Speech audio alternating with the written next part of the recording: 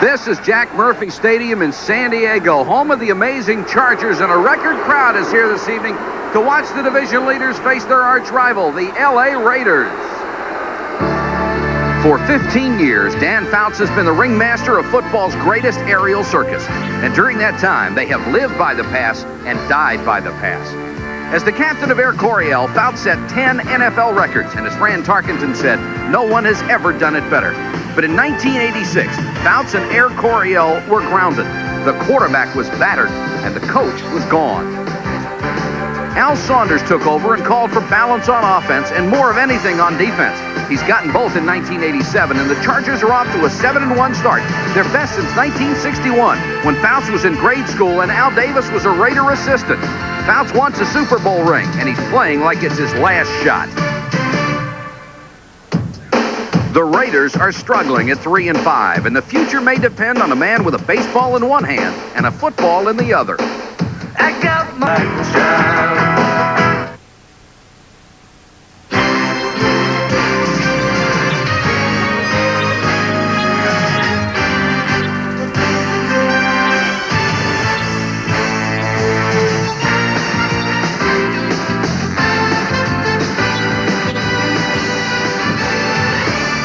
Jack Murphy Stadium filled to its capacity of 61,750, and with additional seats this week, a record crowd to watch a big matchup in the AFC West.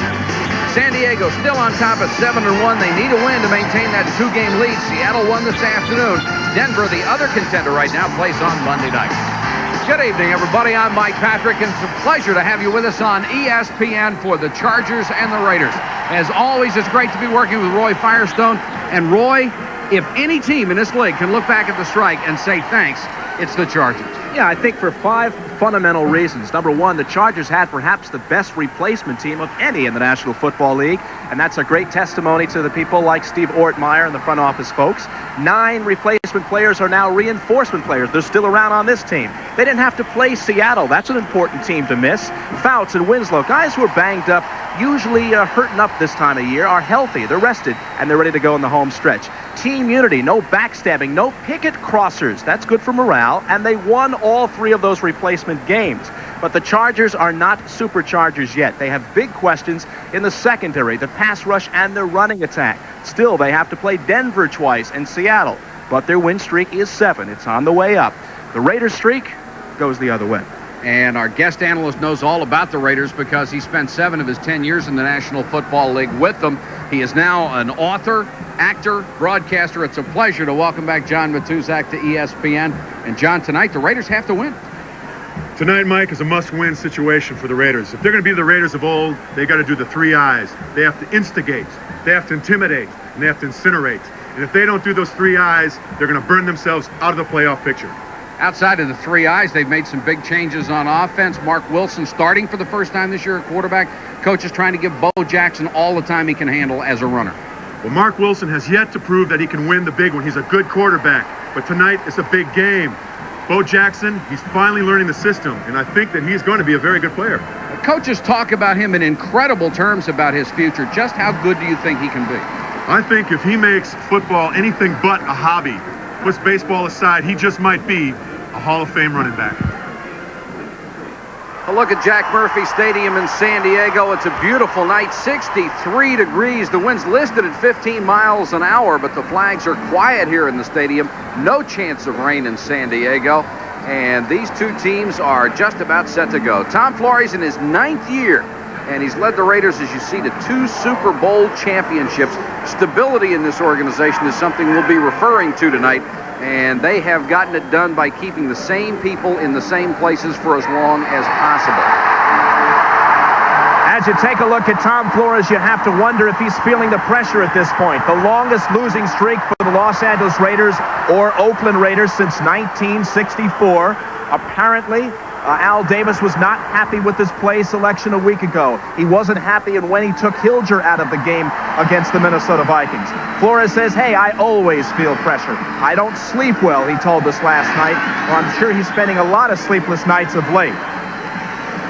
Chris Barr will kick off as the Chargers have won the toss and elected to receive. Gary Anderson, number 40, is back there with Andy Parker, a backup tight end. Excuse me, with Timmy Ware back up wide receiver.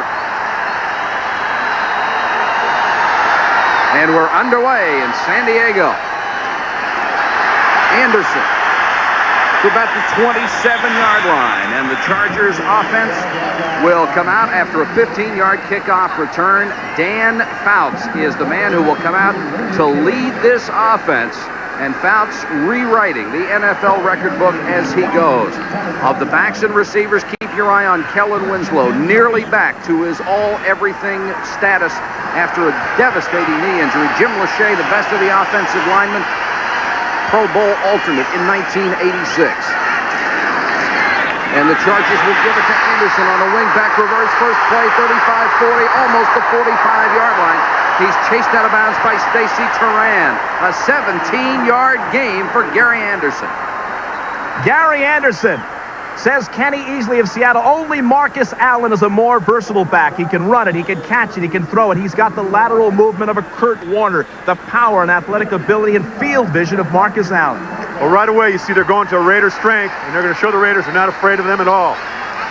When Al Saunders took over from Don Coryell last year, he wanted more balance in this ball club. But Fouts knows how to do one thing, and that's throw. And he completes to his rookie tight end, Rod Bernstein, at midfield. And Bernstein, one of 4 tight ends on this roster. Here's the way the Raiders line up on defense, led by 4 straight Pro Bowl selection, Howie Long, number 75, at the left end. The linebackers a little changed up tonight because Reggie McKenzie is injured. That means Robinson moves inside, and former Charger Lyndon King starts on the outside. The secondary, Van McElroy, went to the Pro Bowl in 83 and 84, and they have had a problem back there since Lester Hayes was injured, and Mike Haynes is falling off a bit at the corner. And they'll go straight up the middle with Tim Spencer, the fullback, who's only averaging about 3 yards a gain this year, or 3 yards a try this year. They'd like to get some more production out of Barry Redden. There's Al Saunders, was once the ball boy for the Raider organization back up in Oakland, if you can believe that. Now he's dominating the ball across the field. Speaking of dominating, the Chargers are really evened out as a club. They run almost now as much as they pass, a lot harder to read. 3rd and 1, which used to be a passing down almost always for Fouts, and now they'll go with a full house backfield. James to the switch to wide receiver. He'll come up shy, and a flag comes down late in the pile. Matt Millen made the stop. Pat Haggerty, our referee tonight, and we'll get the call from him. And it will go against San Diego, but the run came up shy of a first down anyway. We might watch the play of the center, Don Masick. Last night, Bill Pickell told me Masick is the holdingest center. Offense, number 80, decline, 4th down. That was on Winslow, but number 60 is Masick. And Pickell told me he's the holdingest center in the game, Masick, number 60. Chris Woods is back to receive the punt of Rolf Mosienko. Woods, number 4 in the conference in punt returns, averaging 12 yards a pop.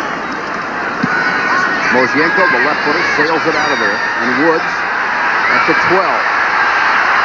Special teams have helped San Diego this year to that 7-game win streak. He gets back to the 19-yard line. Eric Seaver's down on special teams. 37-yard kick and a 7-yard return. And there is Mark Wilson. No question that he alienated himself by being the first player to cross the picket line, claiming that he'd lose the last year of his $1 million salary if he didn't go back in. Sean Jones told me he didn't think that was true, that by crossing so quickly, Wilson lost whatever chance he had of ever becoming a real leader of this team. Backs and receivers, James Lofton, another 30 yards. He reaches 10,000 for his career, although Allen and Smith will start. Look out for Bo Jackson, number 34, and he is already in the lineup with Allen. Jackson, his first carry, barrels into the line, gets up to about the 22-yard line.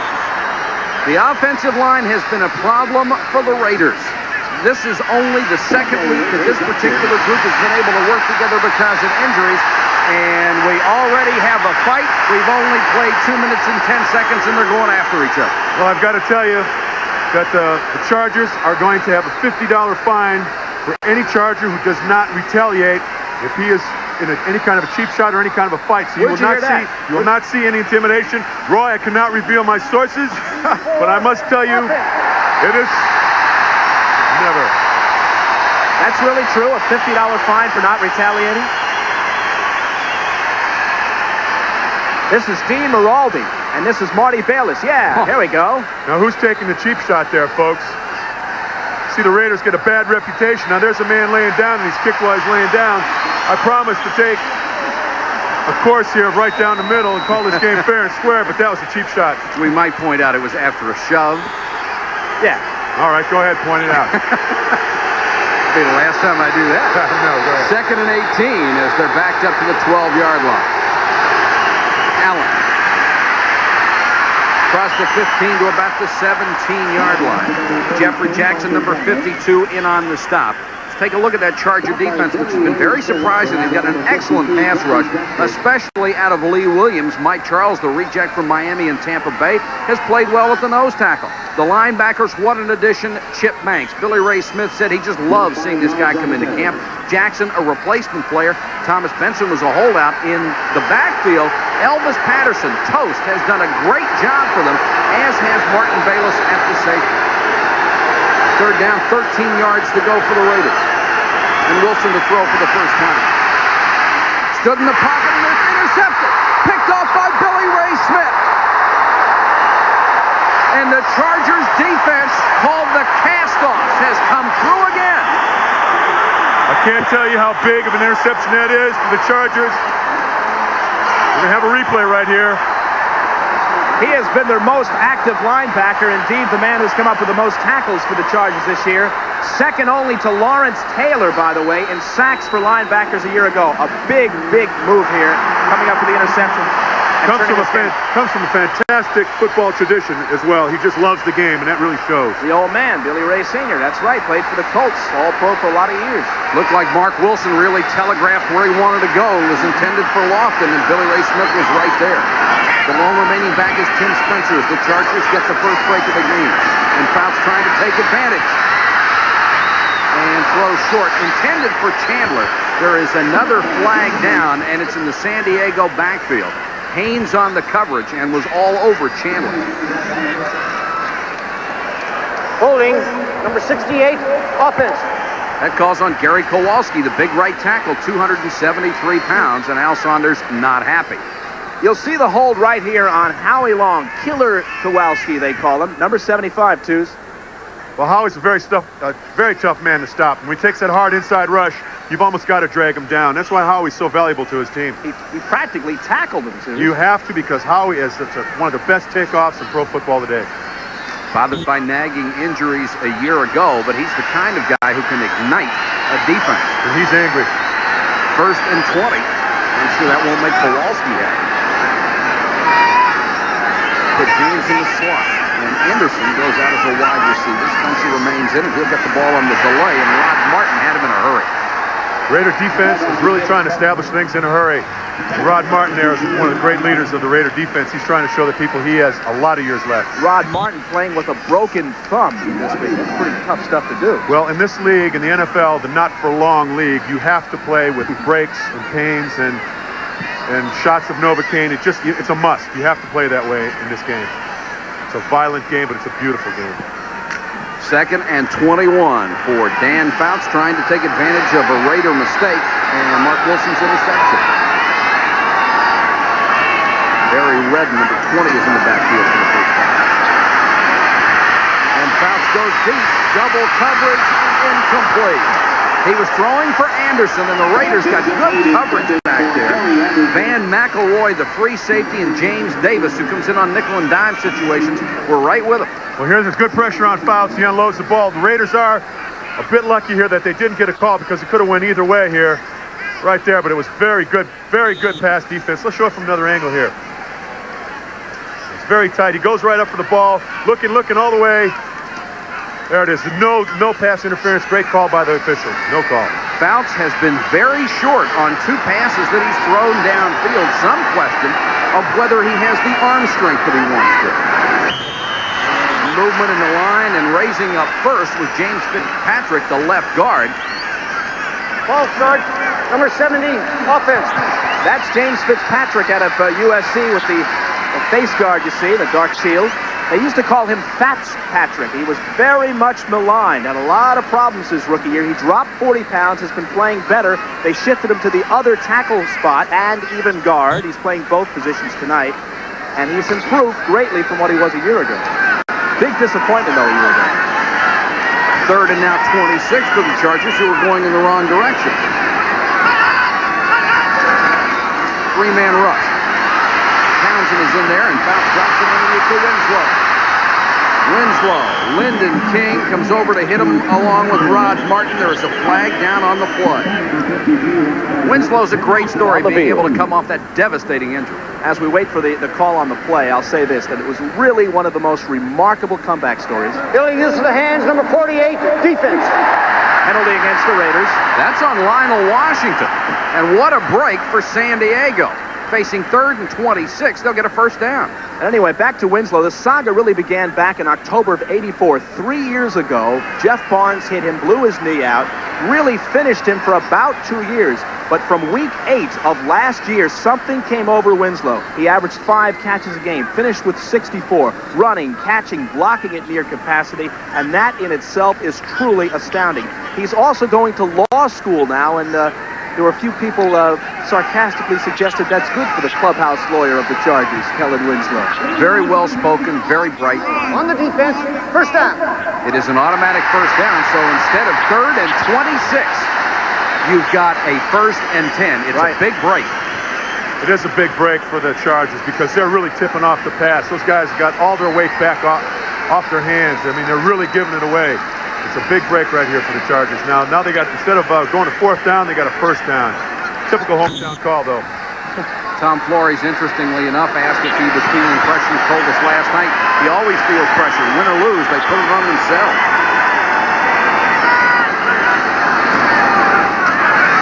Adams into the ballgame for the first time. Really takes a shot as he was drilled by Jerry Robinson, who moved to an inside linebacker tonight in place of Reggie McKenzie. You talk about Jerry Robinson. This is a man who was very troubled, obviously. He had the drug allegations, possession of cocaine. He claims that it's still an alcohol problem and not a drug problem. He's going to AA, talking to a lot of high schools, and he's working in a deferment program in the offseason. A number, unfortunately, of drug problems on both teams on the field here tonight. We'll try to outline it as the game develops. And he's playing great football. Holohan is in there with Winslow as a double tight end. Holohan in motion. Holohan out of bounds at the 11-yard line. It will be a first down. May have the best hands of any tight end in the league right now. All right, we're going to show Howie Long working here. Now, Howie Long's reading pass. He's going to come hard inside. Taking on that man, sucks him up pretty good because he takes him straight on right up the middle. That's Mason. And when you square up somebody right in the middle like that, you've got to take half a man as a defensive man. You got to tack half a man. He took him right up the middle. Mason's been around 12 years. He might hold a lot, but he's still a good one. First and 10, Chargers just outside the 10. Anderson. Got 2, maybe 3. Howie Long, and coming up from the secondary, Van McElroy in on the stop for the Raiders. Very early here, we have the Raiders fighting for their life to keep from going down 7-0 right away. And I like the way the Raider defense is responding to this challenge. Well, the defense hasn't really played poorly in the last couple of weeks. They only gave up 200 total yards against the Vikings a week ago. The offense has put them in the hole. It's a game of inches, Roy. 3 tight ends in now for the Chargers on 2nd and 8. Adams, the remaining back. Fouts for Winslow, knocked down, almost intercepted by Stacy Turan, the safety, and Fouts got it there uncharacteristically late. If Turan makes the play, he's got an open field in front of him. And how many inches away do you think he was from having a 100-yard touchdown return here? I didn't get to finish that statement to you, but the Raiders were just inches away from really turning this, being 5-3 instead of 3-5. And there you have Stacy Turan with a great effort. Winslow appeared to be open at the goal line. Now it's 3rd and 8.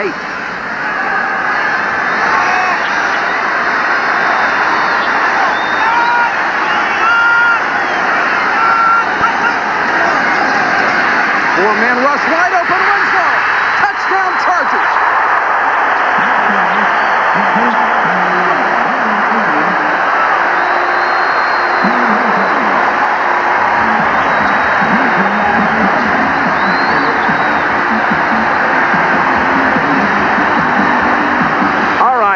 Kellen Winslow. Here's a guy who owns the Raiders in recent years particularly.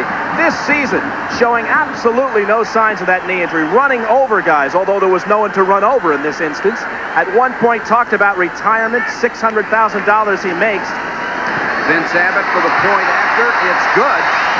And the Chargers take advantage of Mark Wilson's interception and have taken a 7-0 lead over the Raiders first quarter. Chargers preparing to kick off. You see Dan Fouts on the sideline, who has given his club a 7-0 lead. A low driving kick knocked down by one of the up men, and now the Raiders will fall on it at the 14-yard line. Special teams, such a huge part of this game, and so far, the Raiders have come up short. That's 33% part of the game. Then we got indecision on the kickoff return team. You can't have that. Here it is one more time. They just didn't feel the ball cleanly at all. Well, that's kind of tough for linebackers. Hands are all taped up. Goes to Matt Miller's hands. All you want to do there is jump on the ball and cover it at that time when there's a muff. Here's the scoring drive. Only went 22 yards and was kept alive because of a penalty against the Raiders. Steve Smith is in there at fullback, and Marcus Allen breaks it. 40. And Gilbert caught him from behind along with Vincey Glenn at the Raider 40-yard line after a 44-yard run. We talked before about Kellen Winslow owning the Raiders. Marcus owns the Chargers. In fact, he has failed to get 100 yards against the Chargers only once in 5 years. Yet there has been a drought for Allen. He's had only one 100-yard game in the last 16 outings. He's got to play better tonight. 2 years ago, he rushed for over 1,700 yards, then lost 1,000 of that a year ago. Only 759. Allen on the little swing. Linebackers waiting for him, and nobody makes the tackle, and Allen gets down to the 35-yard line. Got away from 3 guys before Vincey Glenn and Chip Banks knocked him down. He loves to play on the natural grass. Part of it, too, is because he grew up playing on natural grass. Well, I think a lot of that has to do with the fact that he was brought up at USC. Just like Bo Jackson loves the artificial turf. And he played here, too, for the state championship at Jack Murphy Stadium for Lincoln High School. Marcus Allen is very tough, especially on our natural grass. 7 minutes, 45 seconds to go in the quarter. 7-0. Bo Jackson into the ball game, just plunges ahead for maybe a yard. Chip Banks again in on the tackle, and what a job Banks has done for San Diego. Well, he hasn't exploded yet, but Bo Jackson, believe me, sometime tonight will. He is the finest physical specimen I've ever seen in football, Howie Long told me. He's the fastest football player I've ever coached at Dick Steinberg in the New England Patriots. Runs a 4.18 on the AstroTurf. Maybe the fastest running back of all time. That's unbelievably fast. He is a physical specimen. 3rd and a yard. Jackson in the same backfield with rookie Steve Smith out of Penn State. Jackson. It'll be close, and a flag is down again late in the middle of that pile. You see a late flag like that, it's usually against the offense. We'll see what Pat has to say here. And the preliminary call is a hold against the Raiders. Penalties are killing them. Holding, number 64, offense. John, I know the coaching staff believes that it's not physical breakdowns, it's mental breakdowns on this play. Well, absolutely, there are some mental breakdowns. Down there when you get in, you know the referee's going to be watching you. But as a Raider, too, I've always noticed when I did play that you had to play about 8 to 10 points better to make up for the calls that were made against you. For some reason, I don't know why, there usually gets a little more calls on the Raiders, maybe because of the Raider aggressiveness. That was the second holding call on Dean Maraldi. It's 3rd and 11. 4-man rush. Wilson will try to run for it, and he's got the first down. To the San Diego 27-yard line. Nice job by Mark Wilson. Mike Charles had to chase him down. Now here's a situation that develops. Wilson is not known for his scrambling ability. He doesn't have very good mobility, hasn't fared well under pressure, but looked real well this time. Well, here he's handling the pressure real well. He sees that there's an opening. I don't believe that 71 did, but 71 caught him, and 71's about 320 pounds. That's Mike Charles, the nose tackle, yeah. Very nice job by Mark Wilson, and excellent hustle by Charles. It's a first down. Wilson out of the quarterback factory of Brigham Young. Allen cuts it outside. Nice move by Marcus Allen. Picks up 5 or 6. Driven out of bounds by Gil Bird.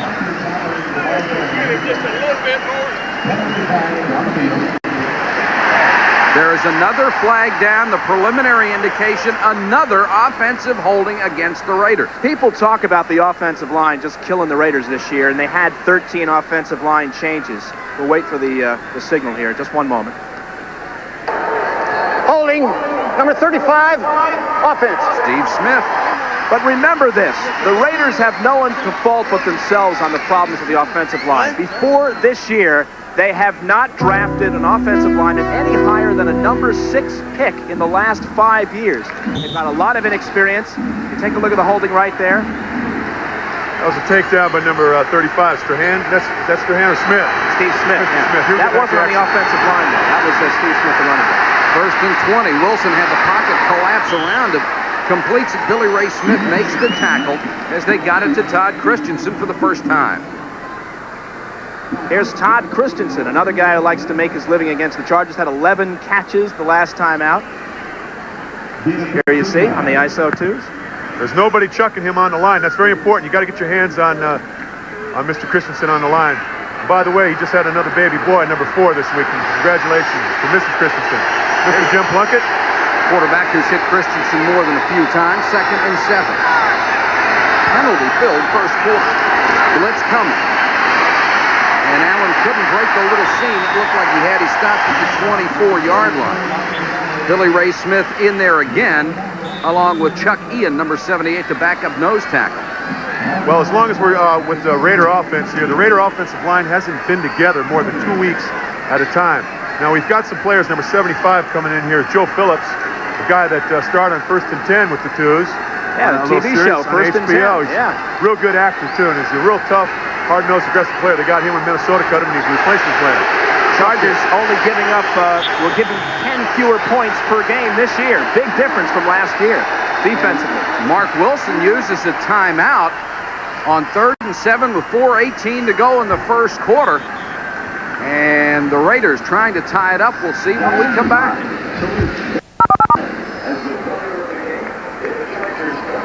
Nick Nicolari, it is his 20th anniversary flying Goodyear Blimps tonight. Logged over 8,000 hours, and he's got a great view of San Diego at Jack Murphy Stadium. Charger fans really fired up here. Their team leading 7-0. It is 3rd and 7. Marcus Allen will go out to a wide receiver spot. And Smith alone remaining back. Plenty of time for Wilson. Throws deep sideline and overthrown.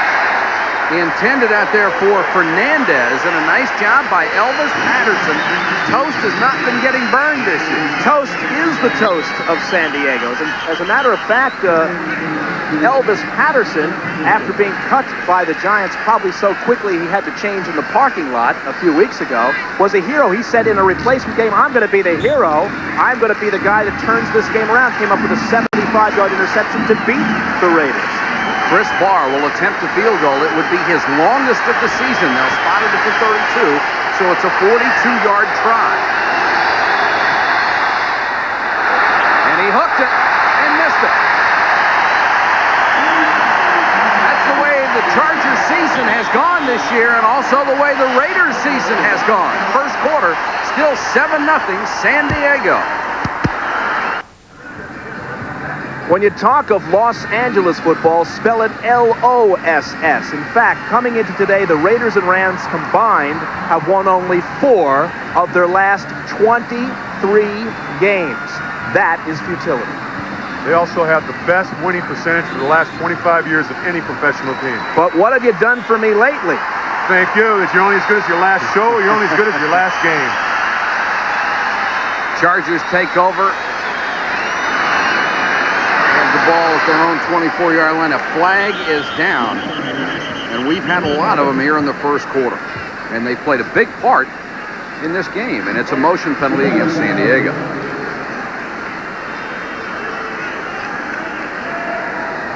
We talk about the most successful sports franchises in sports. Raiders, #1. Look at this, the Celtics breathing down their necks there, twos.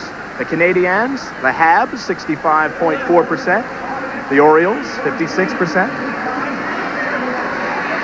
I think the reason you're seeing so many flags tonight is because they know it's a very emotional game. You can tell, folks, the way we're speaking tonight, we're caught up in some of the emotion ourselves. But it's a very emotional game. The referees are trying to keep the game in check. You loved coming down here, didn't you? I always have loved coming here. It has always been big-time football when we play down Charger time. And there's a big-time quarterback. Sam Rutigliano said they'll have to build a special wing in the Hall of Fame for him, and they will. Big rush, Fouts stands in there, got rid of it, incomplete, intended for Winslow, coupled by McElroy at the 31-yard line. Howie Long, a lot of pressure on him. You have to admire Dan Fouts. He has no mobility whatsoever. Last week he had a 2-yard run. It was the longest in 2 years.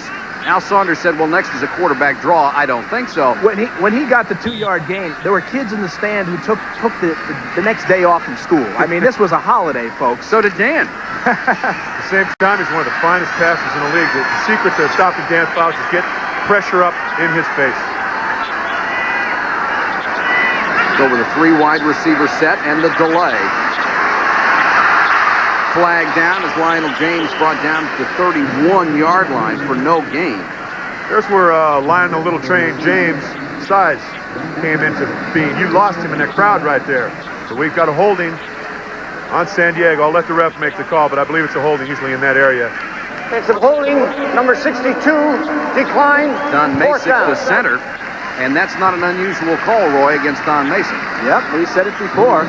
Before I said number 60 was Don Mason, I want to correct myself. It was Dennis McKnight, the guy they called Conan earlier when I made reference to number 6. Number 62 was Don Mason. Chris Woods back to receive the kick of Mozienko, who's done a fine job, number 1 in the AFC in punting average. We're down to 3:31 first quarter, Chargers by touchdown. Raiders showing the rush. They come hard, don't get there. And Mozienko lines it out of there to Woods at the 22. And the Chargers, after holding back the rush, did a nice job of covering after a 51-yard punt. Only an 8-yard return. Rod Bernstein downfield to make the tackle.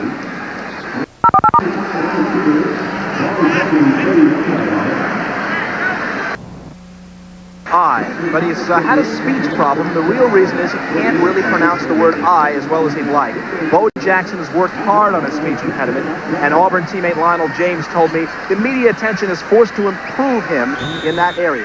He's a great football player. You'll see a lot of him tonight. A la Lester Hayes. He had a speech impediment, and he really improved a lot.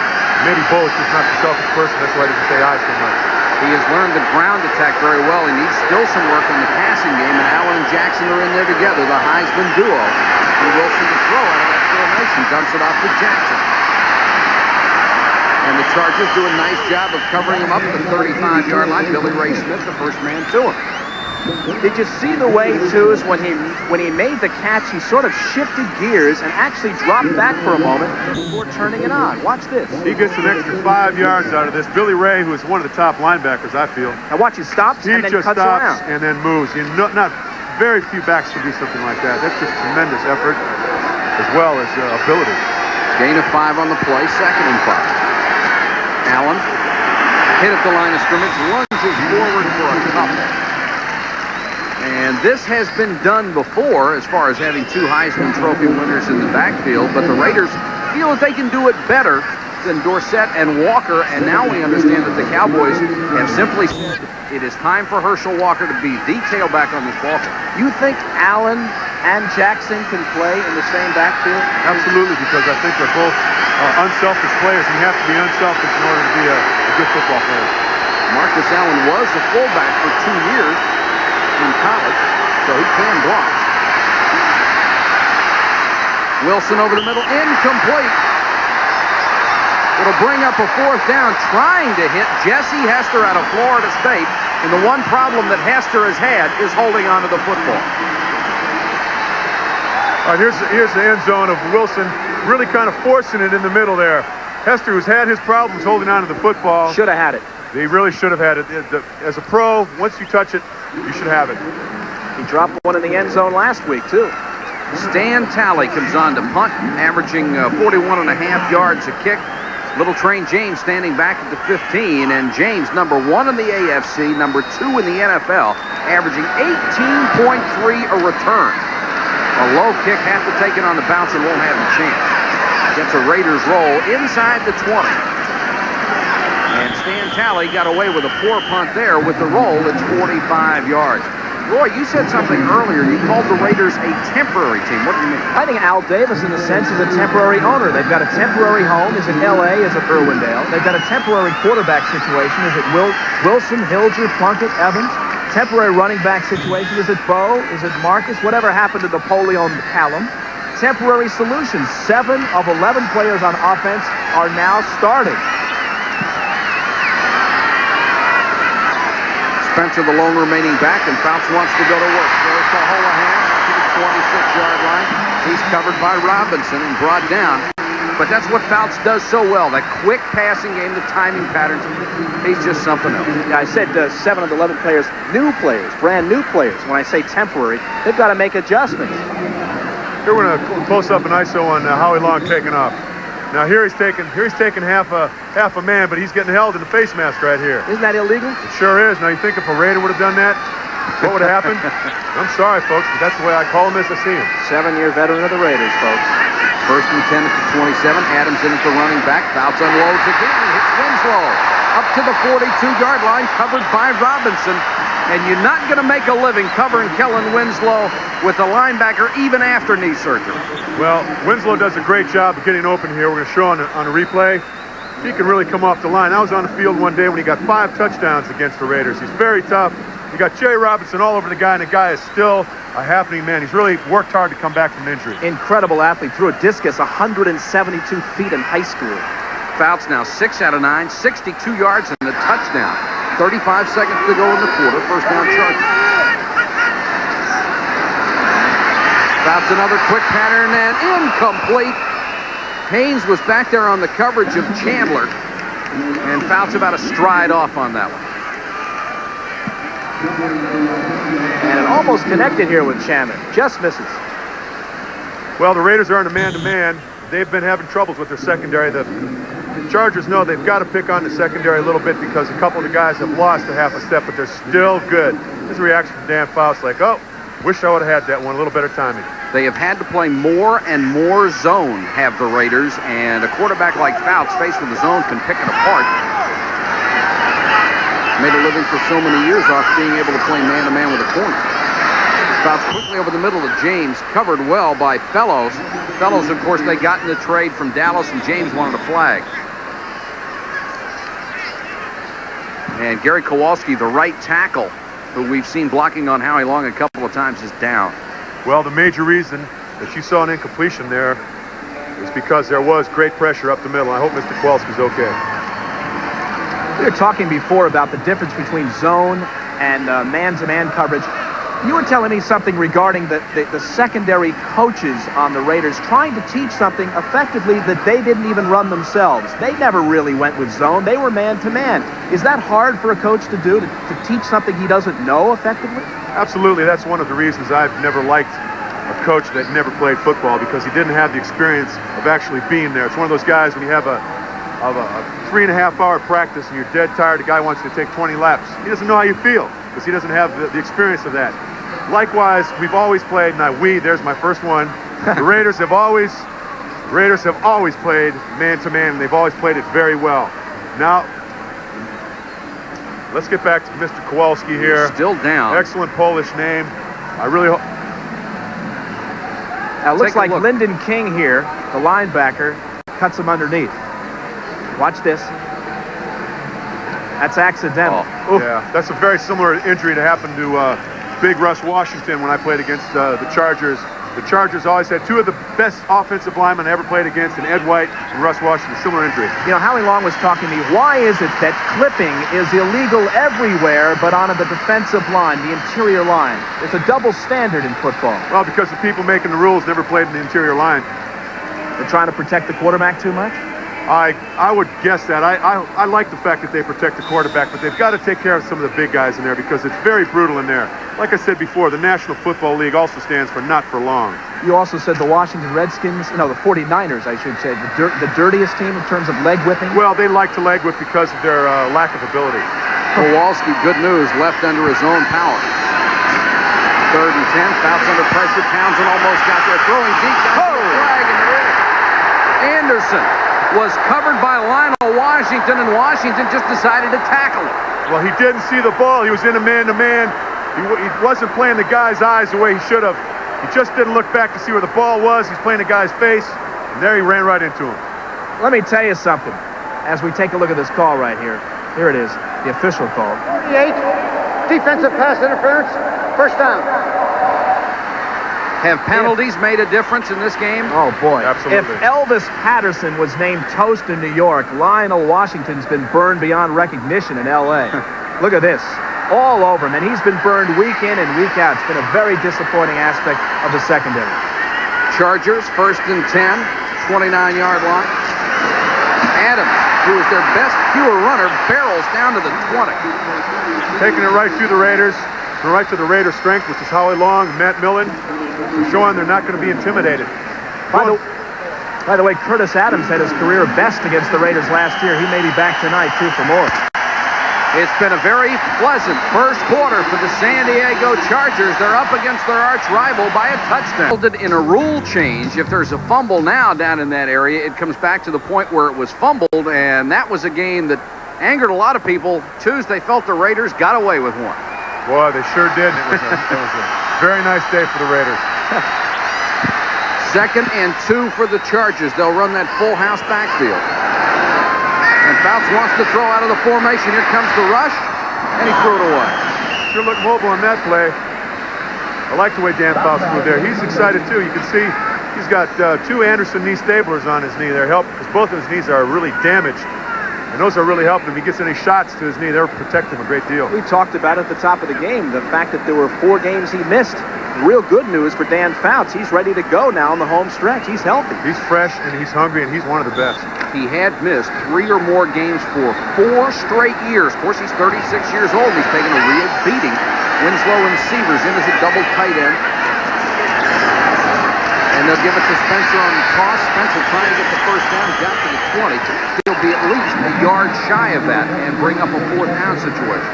Well, even more importantly than the fact that he's 36 years old, it's the fact that he played 15 years in the league. In this league, the average career length is about 3.9. It's very tough to last in this league. You know, Fouts wanted to be paid for the time he missed, the 4 games he missed. $187,000 he wanted to be paid for not playing. Can't blame the guy.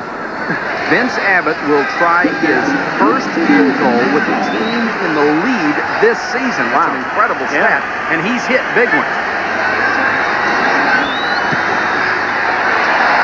Abbott's got it up and through. And the San Diego Chargers, with a 7-game win streak going, now lead the Raiders 10-0. The Chargers leading at 10-0 here in San Diego. 14-10 to go in the half. Mueller and Williams deep to receive, and Mueller from just outside the goal line and only gets back to the 16-yard line. You win a lot of games on special teams, and the Chargers have had great special teams this year. Eric Severs again. Chargers are really hustling down. Excuse me, Michael. They're coming down full blast. These people are fired up. And when you got a fired up football team, you're in trouble, because football is 85% emotion. That scoring drive, 64 yards, took over 4 minutes off the clock. Mark Wilson with an interception for the Raiders so far, only 3 out of 6 for 25 yards. Jackson and Allen in the same backfield again. Wilson to throw. Had a lot of time and gets it out complete to Fernandez. Loose ball. Looks like the Chargers. And it is. There's emotion playing a factor right there. That was a great catch, but good hard hitting and good hustle resulted in the recovery of that fumble. They can really get on top of the Raiders here and make it very tough to come back. Well, you can't fault Mark Wilson on that one. The ball was right there. He's been a disappointment, Fernandez has. Warren Moon had called him Al Toon, reincarnated, if you will, a new kind of Al Toon football player. Saw more yardage upfield and the ball just coming loose. Well, he made a great catch there. You got to hand it to him there, Roy, but he keeps carrying it too loose. Mr. What Fernandez. A job by Jeffrey Jackson. First he causes the fumble and then hustles back to get it. And he's a replacement player out of Auburn, a free agent picked up this year. That's Mervin Fernandez with the fumble. He feels worse about that than anybody. Three tight ends, Bernstein, Holohan, and Winslow in the ball game for San Diego. The Chargers with it at the 36-yard line.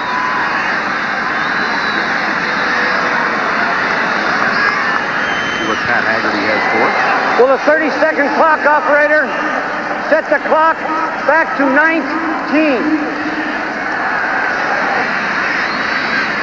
And I'm sure he'll comply and does. I'll tell you, if the Chargers score here, they can put the Raiders in a hole that's almost going to be impossible to dig themselves out of. You have to wonder about the psychology of the Raiders offense right here, because the defense has played pretty good football all season. The offense has been the problem, and 2 turnovers tonight have really made a big difference. You put some big points on the board, it takes away your running game, too. It takes away your Bo Jackson, Marcus Allen. Makes it a lot harder to operate and keep people guessing. The Chargers have come from behind 5 out of 6 games. They are not used to being ahead. Adams.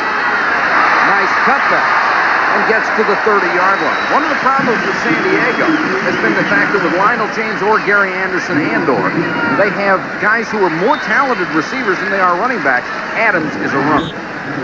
Yeah, again, this guy, Adams, Curtis Adams, we said before, had maybe his best game of his career a year ago against the San Diego Chargers. He is not known for a lot of other things beyond running the football. In other words, he's not a great motivational leader or catching the football, but he can run the football. And they can take that in San Diego. 2nd and 4, Fouts. Incomplete, almost intercepted, and the flag is down. It'll be on Washington again. It was thrown away, I believe, from Washington. I don't think it's on Washington. Offensive pass interference, number 80. On Winslow. Sure. And Kellen Winslow has been called for offensive pass interference more than once. He is so strong, he gets away from the guys that are covering him. Sometimes he doesn't do it quite legally. Well, plus he's got guys hanging all over him, and he gets tired of it. Being a tight end myself, University of Missouri, you really get tired of people hanging on to you, and so you do whatever you can to get away from them. I don't see anything that Kellen did there at all. Nothing. We've got some good referees in the NFL, but even they make mistakes once in a while. Well, he acknowledges it, I guess, but I didn't see any infraction. There wasn't. Well, there sure wasn't. Maybe it was on someone else and they just had the wrong number. 2nd and 14, Chargers. Anderson at the 29-yard line, covered by McElroy and Haynes, but it's an 11-yard gain. This Anderson really impresses me on that other play where he got called, where Washington got called for the interference, was only because of the outstanding ability of this young man right here. One of the problems for Gary Anderson's tough. Excuse me. One of the problems Gary's had is, where does he play? Is he a running back? Is he a receiver? He's a guy that's sort of in between, and they've had a difficult time accommodating his talents. Because he can do everything so well. They have him out as a wide receiver now. 4-man rush. Fouts has a lot of time. Throws it deep sideline. It's up for grabs and knocked away. That's the 3rd time Fouts has gone deep. The 2nd time for Chandler that the ball has just hung up there, and Lionel Washington knocked this one away. Well, he thinks he can pick on Lionel Washington, and he's going to do that until something gives one way or the other. With Chandler, he's really hard to cover. I don't care who you are. He's very tough to cover. He figures if he just throws it up for grabs, Chandler 9 times out of 10 will come down with it. Abbott, who has already made a 38-yarder, will have this spotted at the 37, so it's a 47-yard try. His long so far this year has been 42. The chance. It's good. And the Chargers take advantage of another break. And they are trying to run away and hide from the LA Raiders. 12-18 to go first half. It's 13-0.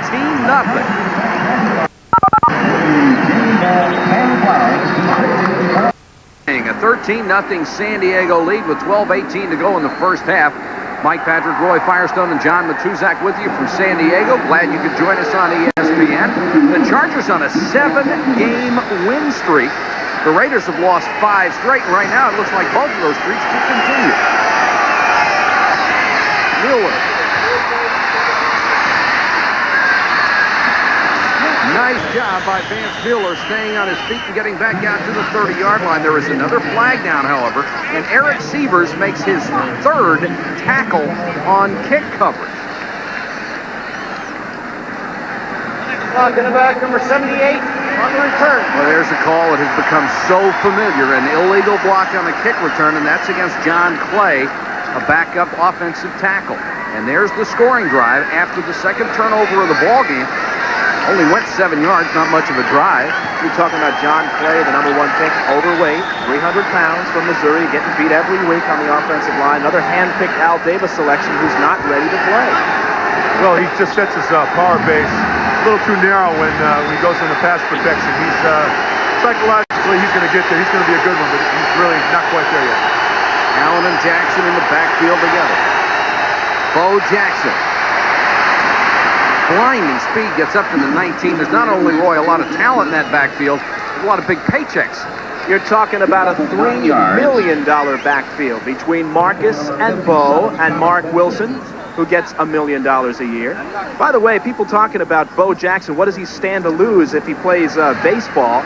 He'll probably lose if he decides to leave baseball, I should say, probably lose about $500,000 and another $150,000 bonus, but it still wouldn't be a pay cut if he goes play football. Got 9 on the last 2nd and 1. Allen. He'll have the first down. Took a real shot. Chip Banks, the first guy to hit him. And Banks has been a wonderful story for San Diego. A guy who was resurrected, terribly unhappy in Cleveland. He comes over here, and they say he's got the greatest attitude in the world. The key to this, though, is Al Saunders literally going to his doorstep in Georgia and say, hey, Chip, I know you had problems in Cleveland. I want you to play here. It impressed Chip Banks. And tough. They said he had a 3rd-degree separated shoulder a week ago. They couldn't get him out of the game, and they couldn't keep him from practicing this week. The flag is down, so is Bo Jackson. And brought down by Billy Ray Smith at the 25. Can you imagine how Billy Ray Smith feels?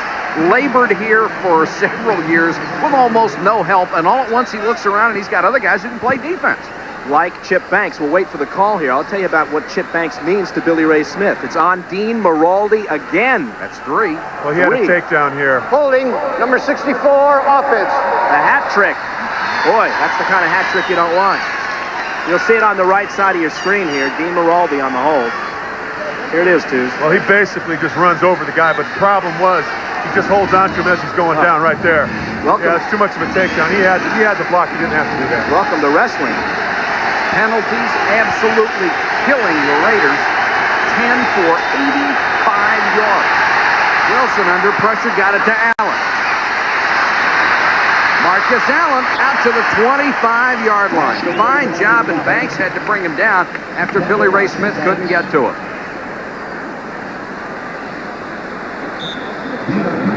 Marcus Allen, of course, not real fast unless someone's chasing him.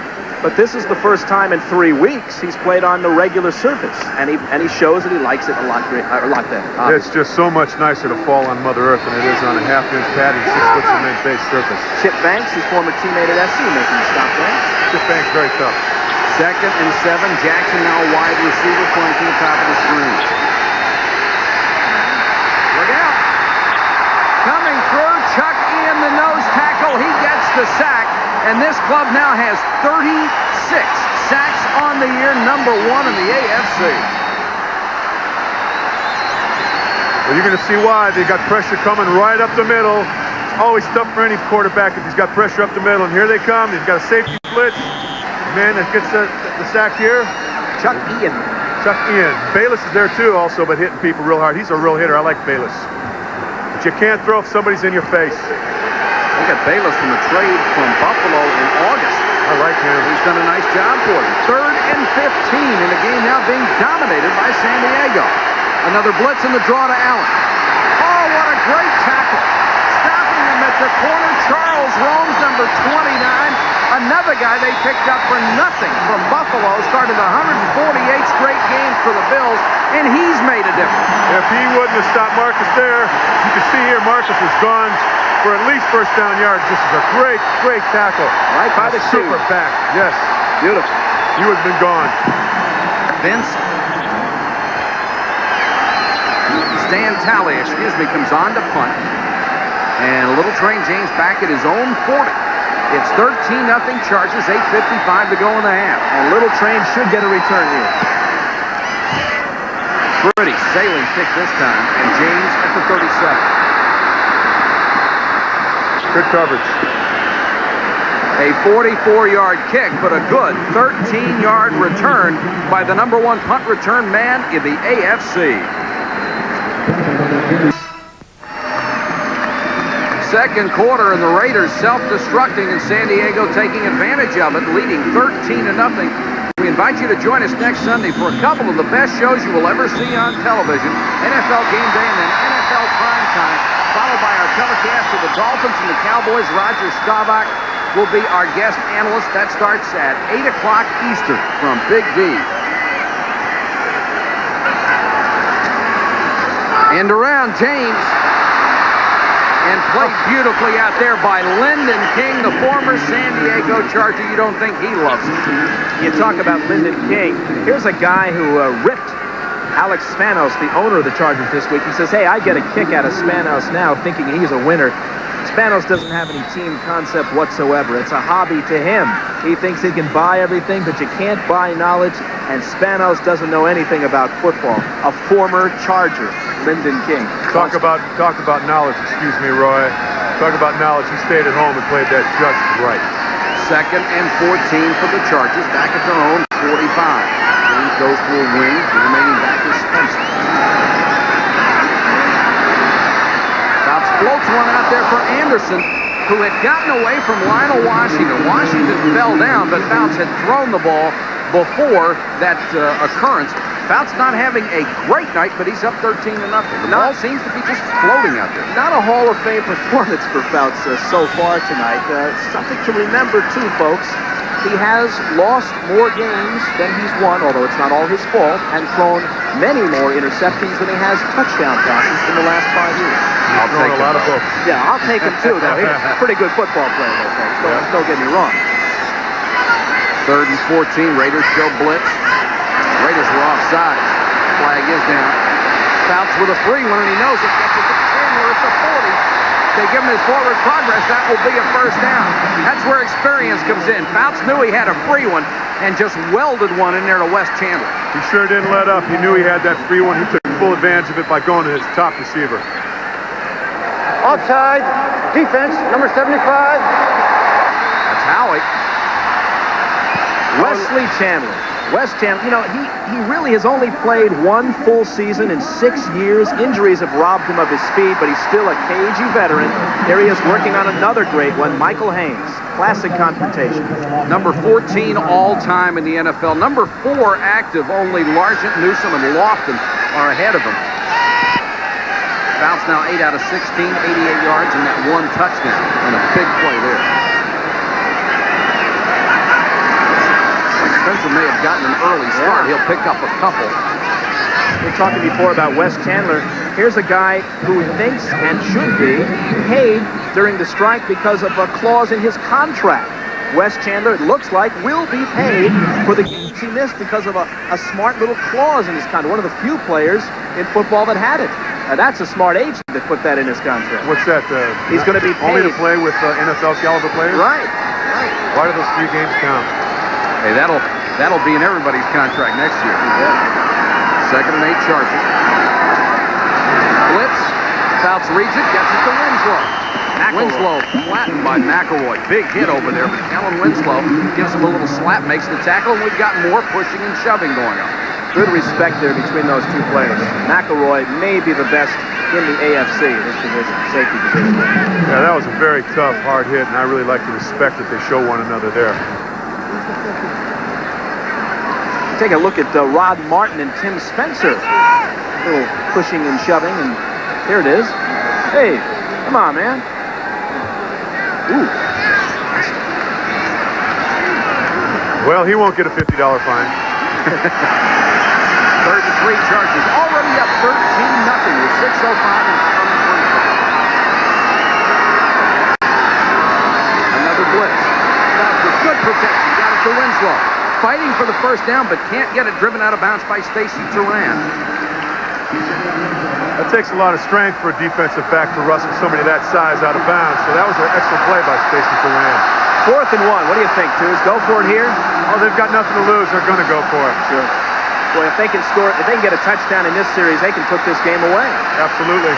Or make it very tough. it would be about a 48-yard field goal attempt if they brought Abbott in, but on 4th and 1, they'll go for it. Curtis Rouse and Sam Clapham come into the ballgame to beef up that offensive line. Beef is the word, 340 pounds from Mr. Rouse. Could be Spencer here on the call.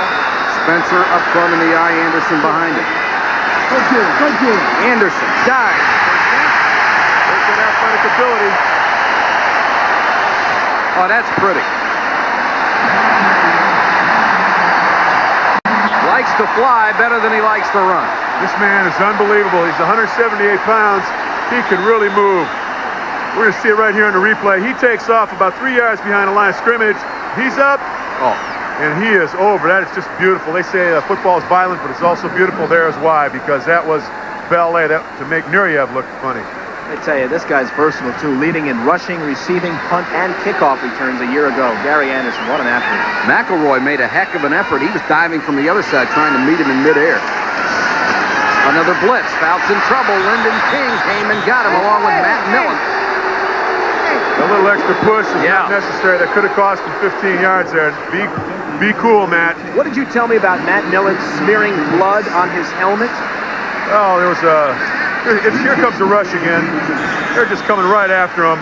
There's Lyndon King gets that play, and then Matt Millen takes a little extra shove he doesn't need. But the thing I like about Matt is that he's kind of sick the way he plays the game. He would smear blood on his helmet, right? The first game that he ever played as a Raider was the Washington Redskins, and he got his hand cut and he smeared blood all over his helmet. And I said, oh, boy, do we got a middle linebacker.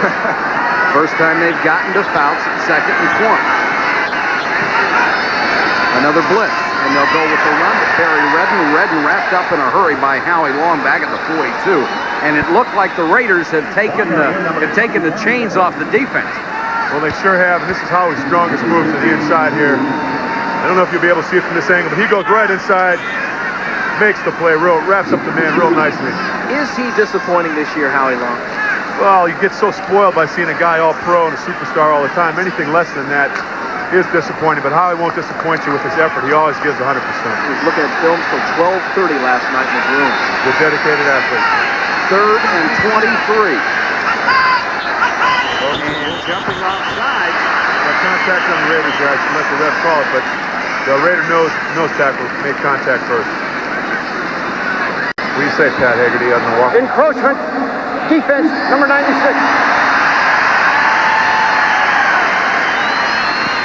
Well, you got Malcolm Taylor touching the man's helmet. He jumped a little quick here. There's no call for that. You're on the nose. You are going on the ball. You do not go on any kind of movement, any kind of head fake. Go on the football, please. That'll make it 3rd and 17. There's 4:02 to go in the first half of play. If you joined us late, Fouts hit Winslow on a 9-yard touchdown pass after an interception. Vince Abbott has kicked 2 field goals, one following a fumble, and it's 13-0 Chargers. The Raiders can play zone defense. Showing blitz again, and here they come. Fouts has time. That ball may have been kicked at the line of scrimmage. He got it to Anderson, covered by Haynes, shy of the first down at the 22. Maybe a yard and a half shy. Do you go for it again? I'd say field goal, Mike. I'd kick a field goal, and Fouts is coming out, and Abbott is coming in. Al Saunders would like to get the points to make it 16-0. So we talked to Coach Saunders yesterday. Very impressed with him. I didn't think I would be, because I heard that he made all his players taking knees, things like that. He's a very good coach and an excellent man. From the 29, it'll be a 39-yard attempt. Abbott in a groove, and so are the Chargers. And this sellout record crowd in San Diego is loving every minute of it. 16-0 with 3:39 to go in the first half of play from Jack Murphy Stadium. College basketball starting already on ESPN. Our debut will have the Russian national team against the Runnin' Rebels of Nevada, Las Vegas. That's Tuesday at 11:30 Eastern, 8:30 Pacific. Tim Brando and my longtime partner Dick Vitale will be out there to bring you all the action. Soviet Nationals, UNLV. You're all going to get some PT, huh? That's right. And Dick, of course, fully recovered from that nasty auto accident. Yeah. Nice to have him back. We'll be working a lot of hoops together this year. Soviet Nationals kind of got their tails handed to them when they played the pros, didn't they? So I think they're going to head out towards college ranks, be a little safer for them. Sure. Well, maybe not at UNLV. Maybe not, is right. Sort of changes the concept of having professionals play basketball in the Olympics, doesn't it? Wouldn't be much of a contest. Yeah, the Soviets in Vegas. That's a total culture shock if I ever saw it. Yeah. See them at the roulette wheel. Well, not too many casinos in Vladivostok. Mueller from the 5. Chargers special teams have been terrific. Wow. They are again. Timmy Ware, the first man down, got a piece of him. And then Bernstein was in there on the tackle. Once and a great again, job by San Diego. Thank you. Once again, the Chargers are just coming down full blast and not letting up. And that's all that special teams is effort and guts. And they're displaying a lot of both. All right, we're seeing a pretty ineffective Mark Wilson, although it's by no means all his fault. Would you consider down the road Vince Evans next week or the week after they this guy? I like Vince Evans a lot, but Mark Wilson's got the experience right now. You got to go with who you came to dance with. Raiders have also had miserable field position. Wilson the quick toss, and Bo Jackson slipped and couldn't get back up to make the catch. The thing is that we've got Wilson starting in the hole just about every time, too. Let's take a look at Rusty Hilger on the sidelines here. He's trying to shield the Chargers from stealing signals like they have done in the past. Al may have overestimated his talent and underestimated the amount of time it would take him to even be a passable NFL quarterback. It takes a while. Even though Wilson is only in his 8th year, they seem pretty well convinced that Hilger is the quarterback of the future. Allen will keep it on the ground. Chargers defense it very, very well. He only gets out to the 19-yard line. And Mike Charles, number 71, was in on the stop. Charles was left for dead in Miami and Tampa Bay. He was literally cut from the team. Mike Charles was, as we take a look at an ISO on Chip Banks on this play, too. Charles, though, did make the play, the nose tackle, cut after failing the endurance run. Literally day 1 for the Dolphins. Shula says, get your stuff and get out of here. Hey, he's found a home down here. If the target had been a refrigerator, he'd have made it. 3rd and 7 Raiders.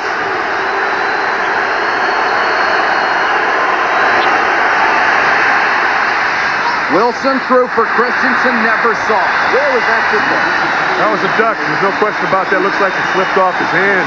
I like Mark Wilson as a quarterback, but big games, once again, as I said at the start of the telecast, big games are tough games for Mark. I'd really like to see him turn it around here. And pressure has a lot to do with this. He had to throw it a little higher than he wanted to. Billy Ray Smith was coming after him. Wilson has thrown for only 54 yards in this half.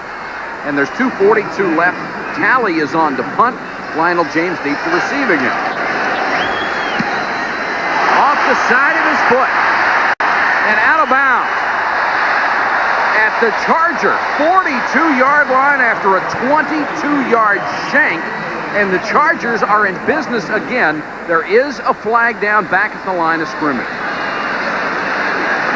It's against the Raiders, and you can forget that penalty. The Chargers will take it at their 42. Chargers score on this drive. It's going to be very, very tough for the Raiders. But I'd really like to see Mark Wilson not get down on himself. That seems to have been a problem in the past. He seems to get so disappointed in his progress that he just gets so angry at himself. He just can't do that. You've got to hold it together, and you've got to be a pro. This Talley doing the same thing. Do you think they miss Ray Guy? Oh, absolutely. Ray Guy is best punter probably of all times. Of course, that punt out of the issue. They do like Talley. They think he's been a very good kicker and will be for a long time. USFL leading kicker. From the 42, Holohan in motion. Spencer. Nice hole up the middle down to the 35. The Chargers would just love to get a field goal out of this, already leading 16-0. Nice blocks by Masick and Dennis McKnight, the right guard. Chargers are sitting pretty. Now they know they can just drive, and that's what they're doing. They're just, Masick gets a great piece of someone. Number 60 McKnight gets a great piece of Millen, and he got about a good 8-9 yard gain there. Nice cross block up front. We're approaching the 2-minute warning. Make that 7. Adams trying to get to the first down, sticks at the 32. He's very close to it. Howie Long makes the tackle again, and we have been given the 2-minute warning here in San Diego. Timeout. It's the Chargers 16, the Raiders nothing. Back in a moment.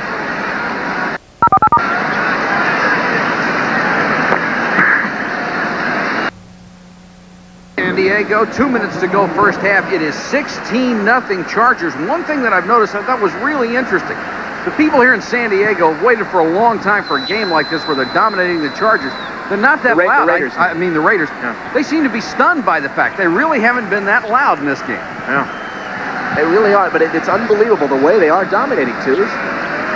Yes, as a former Raider, I don't like it a whole lot, but it is very nice for the people of San Diego. But this is also the first collective group of folks that initiated a cheer. There's Brian Holloway. Amazing. Brian Holloway, offensive tackle, much maligned in the New England area, I might add. Ray Berry apparently told a number of people that he didn't think he could play anymore. It had nothing to do with the fact he was a player rep for the Patriots. He just didn't have it left in him. He's now a member of the offensive line for the Raiders. He's got to want to play. 1st and 10, San Diego. Winslow in motion. Adams. Nice move to the 25. McElroy in on another tackle along with Haynes. Chargers don't seem to be in any hurry right now. They just like to make this drive eat up all of the clock so the Raiders don't get it back. That's exactly correct. They want to eat up the clock. They want to eat up some yardage, get down there, and they'd like to get 7 points, put the Raiders out of reach. I'm real impressed with Curtis Adams tonight. 3 of the 4 tight ends are in there. Bernstein joins Holohan and Winslow. Adams again. Cut it back this time. First down to the 19-yard line. And the Chargers are just taking it to the Raiders. You know, I was talking before about Curtis Adams. The fact is, scouts have told me, here's a guy, takes big knocks, can't block, not a good receiver, motivational problem, but he's got great running ability, especially in an I-back position. He might be the slasher the Chargers are looking for. He hurts them, though, with his limitations. They haven't had a running back they could count on since Chuck Muncie. There is Anderson getting down to the 16-yard line. It was Curtis Adams, though, who led to the exile of Ernest Jackson to Pittsburgh. They believe in Curtis Adams. And we've got a timeout now for the Chargers with 58 seconds to go. It's been a great game so far, and boy, we've had some outstanding college football games. Hope you'll be with us next Saturday afternoon at South Carolina. Clemson and South Carolina, a 7:30 start. 2 of the top 14 teams in the country. Clemson had a shot at a national championship, and the Gamecocks have been playing exceptionally good football. Then at 11 o'clock, Air Force against Hawaii. That all follows college football game day that starts at 11:30. And Clemson really laid it on Maryland yesterday and uncharacteristically got a couple of touchdowns through the air. South Carolina shut out a pretty good Wake Forest team, and South Carolina is going to fill the air with football. Who do you like in Nebraska, Oklahoma next weekend? After the injuries, I wouldn't be surprised if it was a one-point ball game. That's going to be a war. I believe Nebraska pretty darn tough, especially they even got Switzer hurt. Their coach got he's a knee injury. South Carolina almost beat Nebraska because they're able to throw the ball that well. I don't think that Oklahoma can throw it that well. 2nd and 7. Fouts hung in there, loops it. Flag is down. Incomplete pass. They were throwing for Holohan. Coverage by Ron Fellows. Penalty flag on the play. And it looks like it'll go against We have offensive pass interference, number 88. And it is Holohan.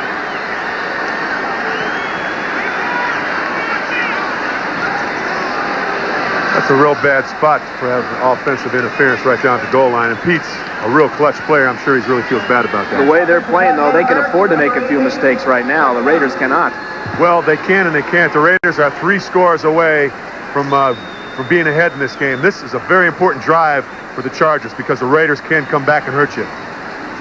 Well, you'd have to think that flag came on something that we didn't see before we picked up the replay because it sure wasn't there. 2nd and 17 now for the Chargers, still well within field goal range. 4-man rush, Fouts with a lot of time, and Winslow couldn't hold it. Being covered out there by Lyndon King, and you won't see Winslow touch him very often and not hold him. And being covered very aggressively by Lyndon King. Lyndon is an aggressive, outstanding football player, and playing against your own teammates, because I played against a few of my former teammates, having played with Houston, Kansas City, and even Washington, every time I played against one of my former teammates, it was an extra special game for me. I wanted to show them that they made a mistake, and Lyndon King is doing exactly that. 3rd and 17. Comes the blitz. They'll go with the delay to James. Flag is down. James still on his feet. 20. Down to the 15-yard line, brought down by Turan, but the penalty is a hold against San Diego. And now penalties really hurting the Chargers. Yeah. Al's not happy about that. I don't think we mentioned before, though, about Lionel James, that he was a blocking back for Bo Jackson. Can you believe that at Auburn? I can believe that he can hit you very low. 5'6", a blocking back, 172 pounds. Size really doesn't make the man, especially in a situation like Lionel James. There's his old teammate. They were roommates, Lionel and Bo. Offensive holding was the call, and it forces the Chargers back just outside their own 35. Was 2nd and 7 at the 15-yard line. San Diego now almost catching up with the Raiders, who have been devastated by penalties. Fouts fumbled the snap. Look at all the time he's got, even after the miscue, and it goes to Anderson, who couldn't hold it. Haynes on the coverage, but Fouts got it to Anderson. That's a mark of a veteran quarterback. He could have just fallen on the ball like a lot of quarterbacks would, not to mention any names, but instead he fumbled around, picked that thing up, and still tried to make something happen. Just about did, too. It takes a lot of courage to stand in there. Plenty of time, though. Where's the pass rush, dudes? Well, all the guys lost the ball. And they didn't know where it was. They didn't see the quarterback dropping back. They didn't know what was going on. It holds everything up. Abbott will try from 53, and Fouts put the ball right in Anderson's hands. The way it's gone for Abbott, he'll make it. He's pretty hot. High snap. Short. And about 3 yards short. Abbott gave it his best shot with 27 seconds left, and that's about the only thing that's gone the Raiders' way in the first half. Hope you'll stay with us at halftime. Chris Berman, he'll recap Week 9 of the NFL, and Tom Jackson will analyze the first half, plus something I think you're really going to love. George Carlin will explain the difference between baseball and football in a way you probably never heard it before. Or if you have, you'll hear it again and enjoy it again. Enjoy it again. Because it's a classic. It's a terrific bit. Well, what will the Raiders do with the last 27 ticks of the first half? Give it to Bo. Wilson with a lot of time, dumps it off. The ball was tipped, and Allen couldn't hold it. They just look disorganized on offense right now. Mark Wilson, not to belabor this issue about Mark Wilson because he's been much maligned, but Bill King, the Raider announcer, told me that when he gets hit or when he gets pressure, he looks like the most surprised guy in the stadium. He just doesn't like it. He wants no part of the heat. And so he'll get rid of that ball quickly. He won't stay in there.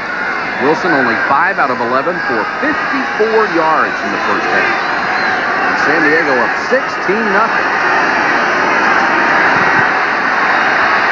Wilson plenty of time this time and rifles it complete to Lofton. Lofton to the San Diego 45-yard line. Did not get out of bounds, and they'll have to use a timeout to stop it with 11 seconds to go. Can you believe Lofton only came away with his first touchdown reception last week? Now, sure, there were replacement games, but the fact is to only have one interception and be a receiver the caliber of a James Lofton at this point of the season, it's unbelievable. It's mind-boggling. One reception for a touchdown, but he is a good one. He's had a lot of problems with the different quarterbacks. He's had Hilger. Who's going to throw to me this week? Hilger, Wilson, Vince Evans. Who's going to throw to me? Good point. And he's got to settle down. They've got to give him somebody that's standard in there. Another point that Flores made to us, too, the other night was the fact that in defense, you can shift a player in, take a player out, but on offense, it's all precision-oriented. So if you make changes on your offensive unit, it's going to affect all the other players in your offensive unit, and maybe Lofton's feeling part of that. He has to be, plus the protection, the fact that you haven't had the same offensive line in there 2 weeks in a row. I mean, that's just unbelievable. In the past with Art Shell, Gene Upshaw, Dave Dalby, Mickey Marvin, Henry Lawrence, these guys had 5, 10 years together, 15. Now 2 weeks, there's just no time for any continuity, and you've got to develop continuity if you're going to win football games. Only 5 players in the history of this league have ever caught 10,000 yards worth of passes. James Lofton is 10 yards shy of joining that club. 11 seconds left. Intercepted. Picked off by Billy Ray Smith, his second interception. There is a flag down. The clock shows no time, but Billy Ray Smith turning in a great job in the first half. They can't end the half on a penalty, and this is a penalty, it looks like, against the defense. Looks like we got pass interference. On the defense. Free play for the Raiders. They're calling up on Elvis Patterson. the left corner. The Raiders are not shy. Remember I mentioned before when you asked, what are they going to do? There's 46 seconds left, and I said, Bo. Just subconsciously, they immediately went to the air. The Raiders are hungry, and they don't care. They're going all out. They have to win this football game. Right now, they will have a chance to kick a field goal with no time left on the clock. Contact. It's about a 55 yardage based on where it's spotted. 50? Well, let's see when they finally get ready to spot it. If they spot it that far back, there's going to be no chance at a field goal. They're going to have to go for another play. It would be approximately 56 yards. Chris Barr with a long of 40 this year. Wow. And it's time has probably passed for Chris to be kicking 56-yarders off of grass. You have nothing to lose, of course, but 56, even trying for it is desperation. Well, I Raiders think have called time to talk it over. Well, the problem is they thought that there was going to be a penalty of some yardage, and they thought they were going to get 10 more yards forward on the ball there. Instead, there was no yardage penalty. It was from the point of infraction, so they didn't gain any yardage, so they're going to have to use the play instead. I'd take the play, sure. No, yeah, you have to, that's what because he they're going can't to do. kick that far. Yeah. He's a good kicker, though. I like Chris. He can make some great chili. He makes the best homemade chili I ever had. It's also Ted Hendricks' old drinking buddy. Ted, if you're watching from Miami, ESPN says hi to you, buddy. Guy you played a lot of years with. Well, if the guy stays around a few more years, I'd like to see him inducted in the Hall of Fame because he deserves it. He'll be there. Mad Stork. Is he 83? Was that Yeah, 83. Yeah. And Barr on the sideline, and the Raiders will send back the offense with no time on the clock. San Diego dropping people back to the 15-yard line in their prevent defense. They'll just play center field back there and hope Wilson can't hit the bomb. He might with Lofton or Fernandez. Except for a penalty, this will be the last play of the half. And it's knocked down in the end zone. Trying to throw for Lofton. Bensy Glenn was back there, along with Danny Walters. And a standing ovation from the San Diego fans who have seen their Chargers stun the Raiders 16-0 in the first half. All right, Mike, thank you very much. And the Chargers continue to wear the slipper as they are way over the Raiders 16-0. What happened this afternoon in the National Football League Week 10? That is why we're here. Let us start at Foxborough, Massachusetts, where it was a nice day, except if you were Tony Dorsett of the Dallas Cowboys. He was on the sidelines. Herschel Walker started a tailback for the Cowboys. He also finished it in overtime. Dallas got the coin toss and the ball. 60 yards. Look at him go. Herschel Walker. He could go all the way. Raven Claiborne with the shot. Forget it. Touchdown. Dallas over New England 23-17. Walker 173 yards. At Pittsburgh, Steeler coaching staff cannot believe their quarterback play. They also can't believe that Warren Moon of the Houston Oilers is doing this to a very good secondary. 2 third-quarter touchdown passes. This one to Drew Hill, 42 yards, and the Oilers stun the Steelers in Pittsburgh, 23-3. At St. Louis, Charles White, 213 yards for the LA Rams, helped them tie the St. Louis Cardinals at 24 all late. And then, the last play of the game, Mr. Accuracy, Mike Lansford is good from 20 yards as the Rams beat the Cardinals on the road 27-24. Noah's Ark Day at Kansas City. The rain pouring down for the Chiefs and the Jets. Only one touchdown scored in this game. It was by New York. Quarterback Ken O'Brien to all-pro receiver Al Toon. He beats Kevin Ross. Freeman McNeil at 184 yards. The Jets win 16-9. At Cleveland, it was Jim Kelly against Bernie Kosar, Miami Alumni Day. But it was Kosar, who was hottest. To Reggie Langhorne, 15 yards. And the Browns beat the Buffalo Bills 27-21. At RFK Stadium, where the Lions are 0-13 lifetime. Jay Schrader had a problem. He was benched just for ineffective play. Doug Williams came in late second quarter. Watch this rainbow for the Redskins to Gary Clark, who makes a circus catch, and the Redskins, tougher than expected, but they beat Detroit 20-13. At Atlanta, you had to wear bags on your head to attend this game between the Falcons and the Bengals. Last minute of play, Larry Kinnebrew, 100 yards. These are the most important two. Touchdown. Bengals beat Atlanta 16-10. At Miami, where the Colts never win. Things are different now in the Ron Meyer era. Fumble! Dwayne Bickett picks up the football for the Colts. Miami having problems with turnovers all day. Meanwhile, Albert Bentley had 2 touchdowns for Indianapolis. Eric Dickerson, 154 yards. The Colts go on to rout the Dolphins at Joe Robbie Stadium 40-21. Leif Erikson on hand to watch the Tampa Bay Buccaneers try and score from the 1-inch line against the Minnesota Vikings. But fumble! Jeff Smith coughs up the football. This would cost the Tampa Bay Bucs because they would lose by 6. 23-17. The Vikes win. In another dome in the Pacific Northwest, the Seattle Seahawks hosting the Packers. Packers turned the ball over 5 times, so did the Seahawks, but the difference is the Seahawks have Kurt Warner. 123 yards on the day, including this 57-yard scamper. Ground chuck indeed, as the Seahawks beat the Packers by 11, 24-13. At Candlestick Park in San Francisco, Ray Worshing field goal blocked. The Saints special teams continue to be outstanding. Sutton with the block. Johnny Poe with the race. 62 yards, touchdown. 23-14 Saints. Montana did not start it with Steve Young, but Montana comes in 4th and 7 late to Ron Heller. Touchdown, and the Niners lead it with 1:06 to go. But Morton Anderson, 4th field goal of the day. It's good, and the Saints upset the Niners 26-24. At Philadelphia, Jeff Rutledge, super 298 yards, including this bomb to Lionel Manuel. Eagles and Giants tied at 17 late. Raul Alegre had a 53-yard field goal earlier. This 52-yarder just sneaks in the 4th quarter, and the Giants hold on to beat the Eagles 20-17. That was today. This is tonight at Jack Murphy Stadium, as the Chargers are laying it to the LA Raiders at halftime. Chargers 16, the Raiders nothing. Tom and Pete are with me back in a moment.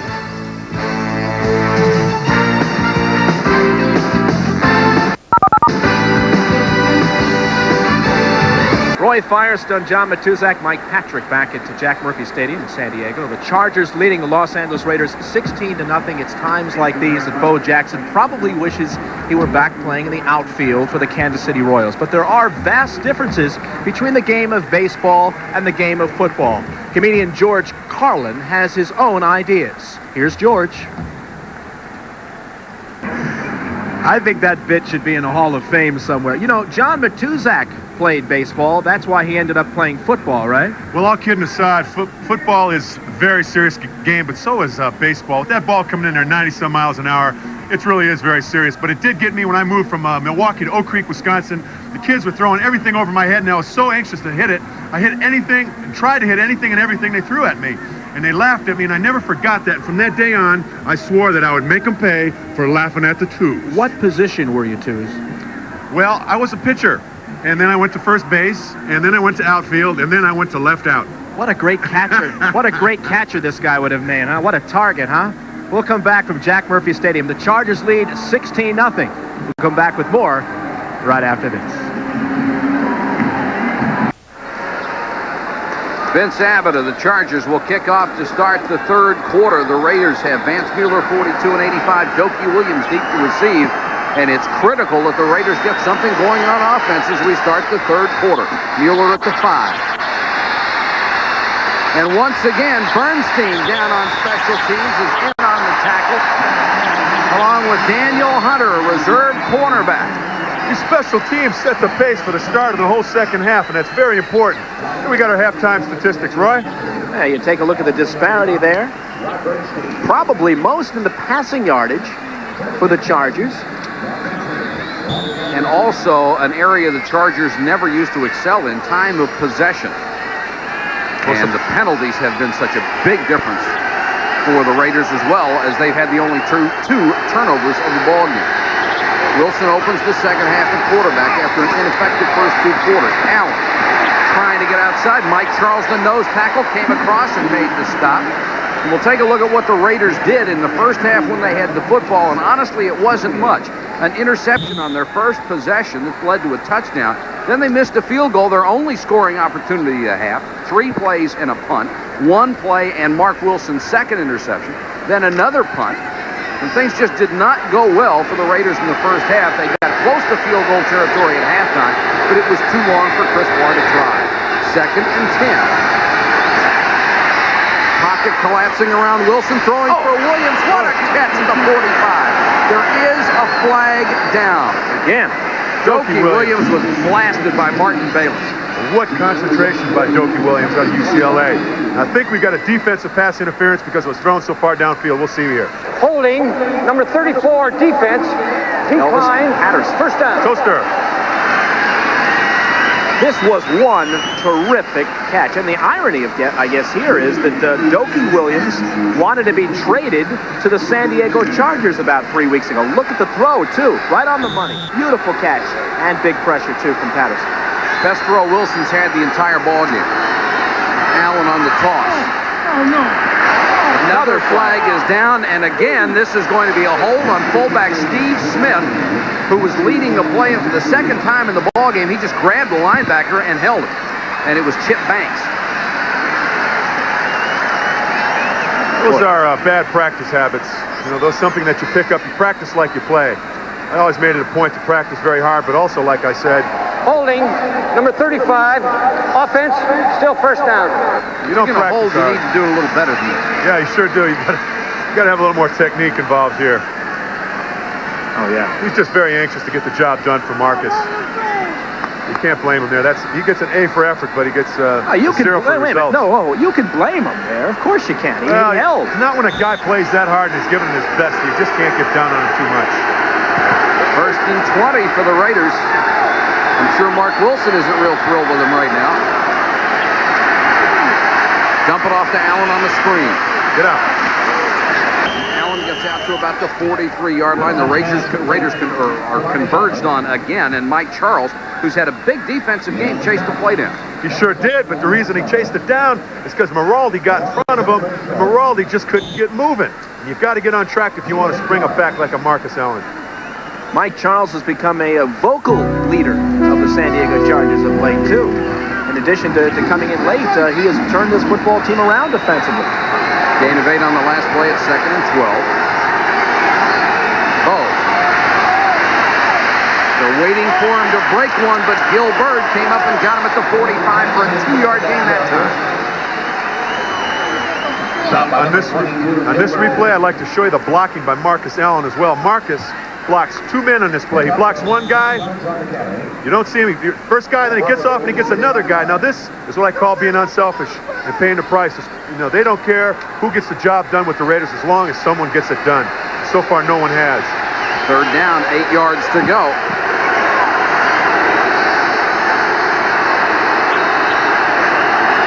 Chargers come on the blitz. Flag is down, so is Wilson. Pass incomplete, he just threw it away.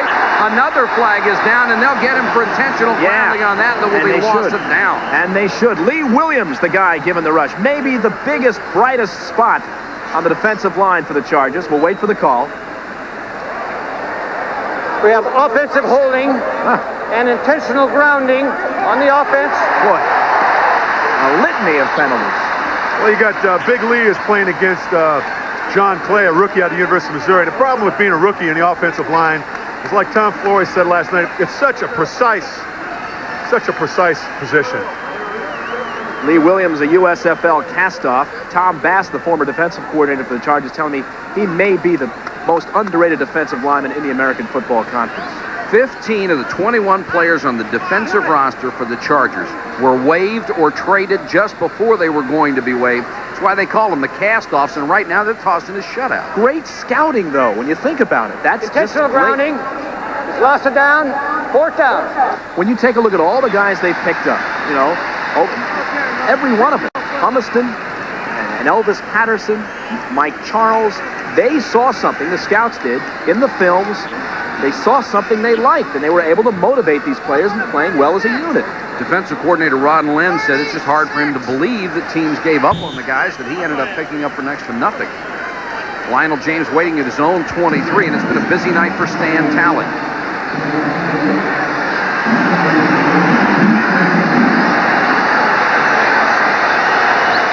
High snap. Pretty kick this time. Floats it for James. 15-yard line. And took a shot as he stopped shy of the 20-yard line. 48-yard punt, only a 4-yard return. Timeout 3rd quarter, still 16-0 charge. Roy Firestone, John Matuzak in San Diego with 12:31 to go 3rd quarter. The Chargers, riding the crest of a 7-game win streak, are shutting out the Raiders 16-0. Adams back in there, and they'll try to keep it on the ground with him. He's had a fine ball game so far, out to the 22-yard line. Curtis Adams, the ball carrier. Chargers in the first half took advantage of turnovers after their first drive, which was only 4 plays and a punt. After an interception, they drove 7 plays for a touchdown.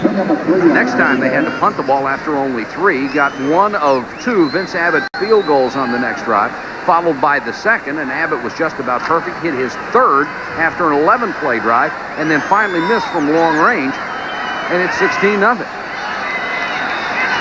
and 7. Blitz coming against Fouts, throws the whole hand complete. Turan tosses him out of bounds. Pass complete. number 88. Jim Plunkett at age 40. Why not Plunk? You know, he may be 40, but he's done it before, especially now the Raiders are desperate for leadership in the huddle, too. I just don't think that they'll bring Jim back unless you get an injury to Mark Wilson. Jim is one of the great ones, and he's had many miracles, but he's like you said, he's 40 years old, and you've got to give him a break. Talked to one of the Raider executives during a break at halftime, and he said it's just obvious to him that Mark Wilson can't get the job done, can't move the ball club. The only other active quarterback, of course, is Rusty Hilger. And they benched him a week ago. Turan makes a nice tackle shy of the first down as Fouts threw underneath the coverage to James, and it'll be 4th and 1. I'd like to add this, though, that you can never count Jim Plunkett out. When he came into our team in '79 to the Raiders, he was awful. He was shell-shocked for years with New England and San Francisco. In fact, when we would rush him, he'd just throw the ball away carelessly. And then he took us to a world championship, took the Raiders to a world championship in 1980. He really came around. So this man is full of miracles. Mosienko on to punt, averaging better than his AFC leading average of 44. And will kick to Chris Woods, standing at 22. Beautiful. Woods back to the 17, fumble the ball. And got it back. 53-yard kick by Mosienko. And Elvis Patterson was down there to give him a shot. Elvis Patterson in on this play. After being cut from the Giants, Elvis found his Graceland in San Diego, folks. Toast is becoming the breakfast of champions, isn't it? A la Pete Axtell. Timeout, third quarter. 16-0 Chargers.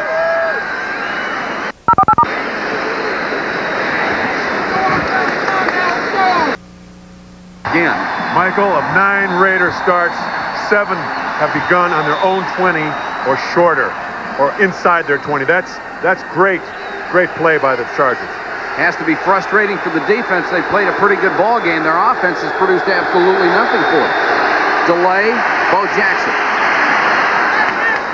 Got it across the 25 to about the 26-yard line, and Jeffrey Jackson, one of the replacement players that stuck, made the stop. Bo Jackson, you see a little bit better what we're talking about. We say is as strong as a fullback, as quick as a track star, explosive, and a punisher. He's the whole package. Howie Long told me at that guy's size, 235, and his speed, it is like getting hit by a truck when you try and tackle him. That's a load. When he accelerates, it's got to be scary. Wilson on 2nd and 1. Plenty of time, now has to throw to Williams, sideline. Nice move by Doki. Williams got away from Billy Ray Smith and picked up another 3 or 4 yards. A couple of scoots, a couple of jukes. This is a nice little bit of running right here. You know, it picked up maybe 3 or 4 extra yards. Not big yardage, but it just shows you fighting for the extra yardage. And a couple of real nice moves. There's Patterson. Now watch Billy Ray coming up. A little shift this way, a little shift that way. This is good for 3 or 4 more. Now you can see why he is complaining he'd like to play in San Diego, because he is the starter.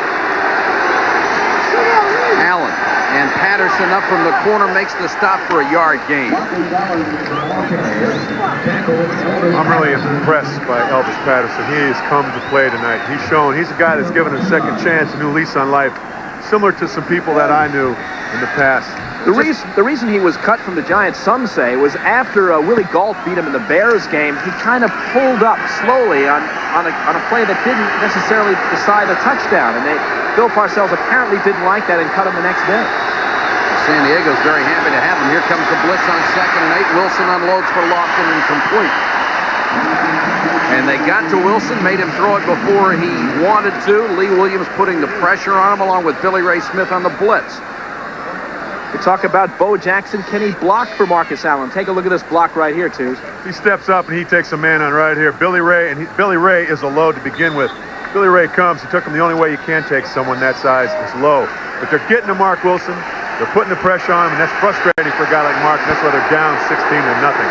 3rd and 8 from the 41. 4 down linemen for the Chargers in their pass rush setup.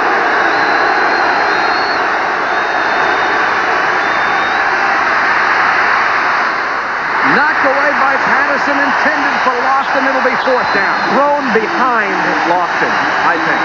Twos, you agree? Well, it's hard to see where it was thrown, but it was still a great play by Mr. Elvis Patterson. The pocket was collapsing around him. Les Miller, Joe Phillips, and Lee Williams all with pressure. Lee Williams, excellent pressure. Pass was in his arms, but it was knocked away by a great defensive play by Patterson. Sometimes all it takes for a player is to get cut by a team and be given new life and saying, this is my last shot, I'm going to make it a good one. That's what John Matuzak did.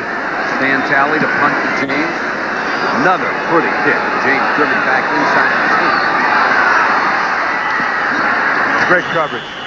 Only got it back out to the 11-yard line. A 3-yard gain after a 50-yard punt by Talley. Steve Strahan on Raiders special teams made the stop. 8:23 to go in the third quarter. The Chargers on top by 16. The Raiders have actually outgained San Diego 216 to 169 yards. They always seem to be starting at their own 15-yard line and have not been able to go the length of the field. And the Chargers have taken advantage of a couple of turnovers to score 10 of 16.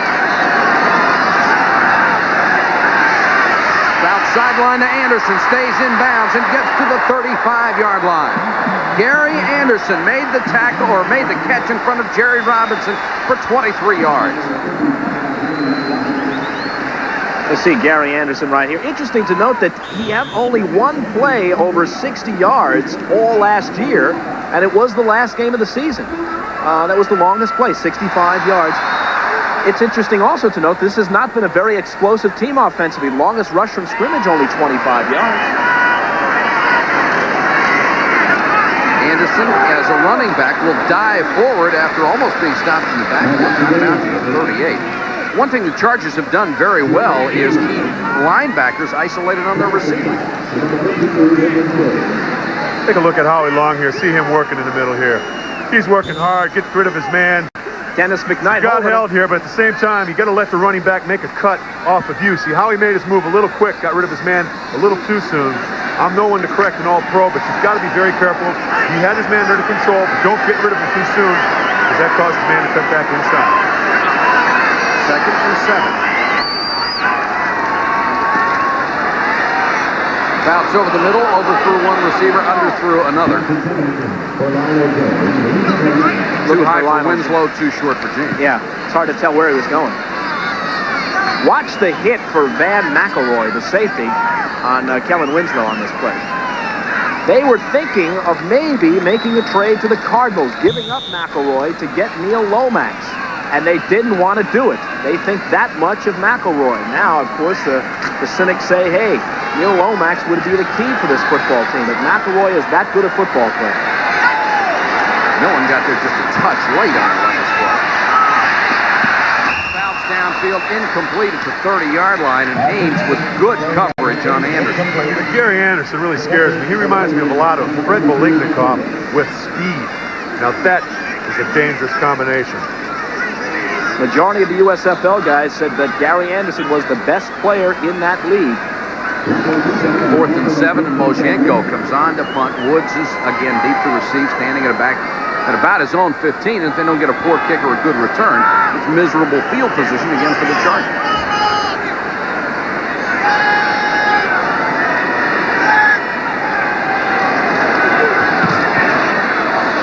Not a good kick this time by Moshenko. There is a flag down. And it will go out of bounds at the 20-yard line, and we'll check the flag for it. 42-yard kick with the roll for Rolf Moshenko.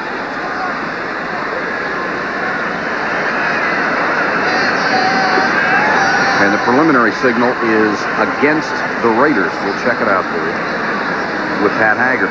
Holding. And it is against the Raiders. Are there too many penalties called in the game of football? They over-regulating the game? Well, I think they're trying to keep a violent game under control, and the only way to do that is to have rules and regulations. Punt by Moshenko went 41 yards. 43, post possession, first down. Sammy Seal, by the way. There it is. Flag has already been thrown here, so you can't see what's happened, but Mr. Sammy Seal is working very hard keeping Patterson, Mr. Elvis Patterson, out of the game. Elvis has been all over the place tonight. The Raiders starting where they almost expect to start anymore, from their own 11-yard line. Allen and Jackson in the same backfield. Jackson. Patterson missed him, and he picks up 7 yards on a play that it looked like he would have been stopped at the line of scrimmage. Bo talking a lot about his hobby. Remember, he got into hot water. Here are America's favorite hobbies. Our crack research staff, folks, came up. Reading, the #1 favorite American hobby. Can you believe it? It's true. Exercise is #2. Way down on the list. Pro football. Incidentally, Bo's favorite sport is not football or baseball. It's track #1, football #2, baseball #3, he said. So shopping was 8.7%, a little higher around my house. Allen gets up to the 22-yard line. Right. Mike Charles in on the play again. Another good block, yeah. Here it is. Twos, look at this block. This time it's Bo's turn to block for Marcus. I like this when people take turns and take pride in doing an all-round football game. That was a great block by him, springing Marcus for the first down. Would you trade Marcus Allen next year for a quarterback? I just like to keep Marcus as long as I could. I really like him, but the Raiders need a quarterback, unquestionably. Would you trade him? Would you trade him? I like him. I like to keep him. 1st and 10 Raiders. Wilson dumps it to Jackson. Gil Bird out there with him, and Bird wouldn't let him get away, brought him down to 24. He's so strong. I mean, on games where maybe 1 or 2 yards, and that would be it, he's getting 3, 4, and 5. He hasn't really exploded yet, but you can see he carries a defender a yard, 2 yards. Watch this. At the same time, Gil Bird does a tremendous job. Open field against a man like this, Gil Bird doesn't buy or bite on any of these fakes. Keeps his head up because your body goes where your head goes. He's always moving forward, though. He's very impressive. I love Bo Jackson. 2nd and 9. Wilson with a lot better protection, throws incomplete. Banks over the top of Christensen to knock it away. We were talking before of Chip Banks. Billy Ray Smith had a great quote about Chip Banks. He said, "Hey, we acquired Chip Banks. It was sort of like Paul McCartney going to the Sex Pistols. I mean, it's instant credibility, folks." That's what he said of Chip Banks. What an analogy. Paul McCartney to the Sex Pistols. There it is. Nice coverage here, number 56. It's now 3rd and 9.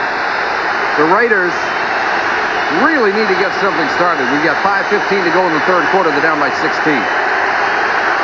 Blitz. And Wilson is down at the 20-yard line.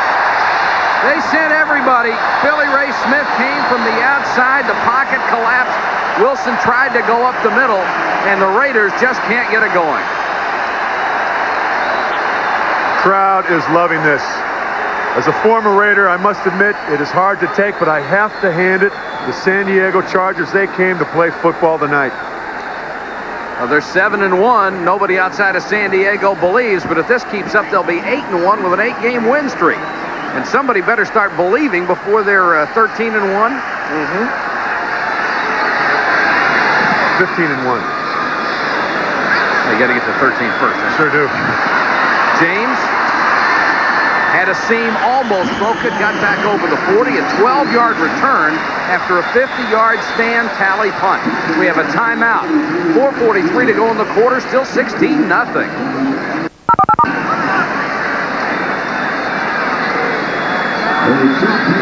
And he left just now to go to the locker room, some kind of injury. Here's the play. We'll see what happened.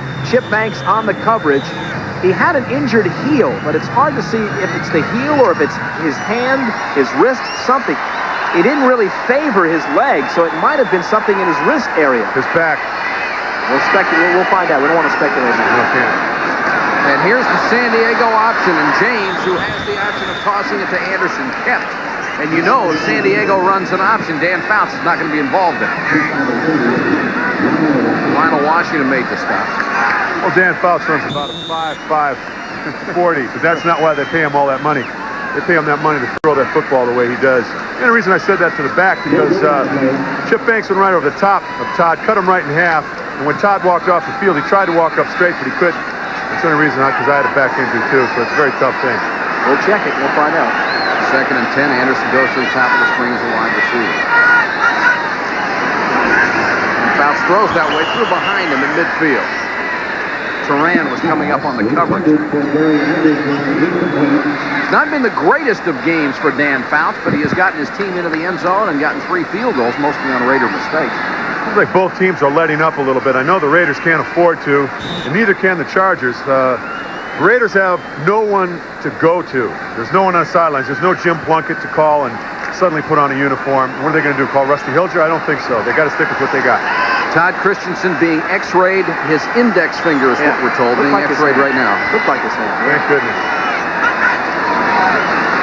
3rd and 10, Adams shook one tackle, gets up to the 46-yard line. Right now it looks like the Chargers very happy to play field possession, or field position and possession football. Even on defense, it looks as though the Raiders are in kind of an identity crisis. They don't know who they are. I've heard a couple of scouts say that. They don't seem to have the motivation. They don't seem to have that same fire. There seems to be something lacking, and they have the talent on this football team. What's lacking is an offense. Well, they have the talent, though, Tooze. Well, you got to pay an offensive line. You've got to have an offensive line in there. They don't have that. That's the heart and soul of the team. Kicking to Woods, the 15, took it on the run. Comes up the sideline and cut down as he reached the 30-yard line. And it was Timmy Ware, the reserve wide receiver, down to cut him down after a 14-yard gain and a 39-yard punt. Coming up on Thursday night, you'll get a chance to see Gordy Lockbaum, Heisman candidate, although Heisman candidate almost in name only, as is everyone else except for Tim Brown. They'll play against Villanova, does Holy Cross. That's a Division I AA game, and the final chance for him to play in college, 8 o'clock Eastern, 5 Pacific. Denny Schreiner and Stan White, and the first time on network television that the fans of the United States have gotten a chance to see Gordy Lockbaum. Can he handle the pressure? Oh, I think so.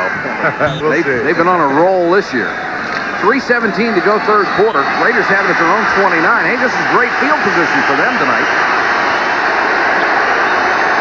Mark Wilson making his first start of the year. It has not gone well. Jackson. And the Chargers swarm, stop him for 2. A flag is down. Just saw Wilson show a big sign of disgust there. You can't be doing that. I know he's upset. You got to, in order to get your team going, you've got to be the leader out there. The Raiders have always had some great leaders at quarterback. We got a little spoiled, the Raiders did. Yeah, the Chargers have some real outstanding characters on this team. We'll wait for the call here. 51, offense. In the secondary, the Chargers have a guy named Bensie Glenn. He's number 25. And let me tell you how intense this guy is, number 25. He shaved his scalp to the shape of his number, 25, into his scalp. That's hardcore. Call was on Bill Lewis, the left guard, for holding. And Mark Wilson just threw it right at the feet of Marcus Allen and grabs his helmet in total disgust with himself. That was about a 4-yard throw, and he threw it 3. You've got to be able to shake off mistakes like that if you're going to be a great quarterback. I think Mark has all the tools of a good quarterback. That's why the Raiders stuck with him this long. I'd just like to see him come out of the shell so he can give us a good game tonight, make it interesting. No us now, Tooze. Well, by us, I mean the fans. Oh, I see. Wilson now 2nd and 20.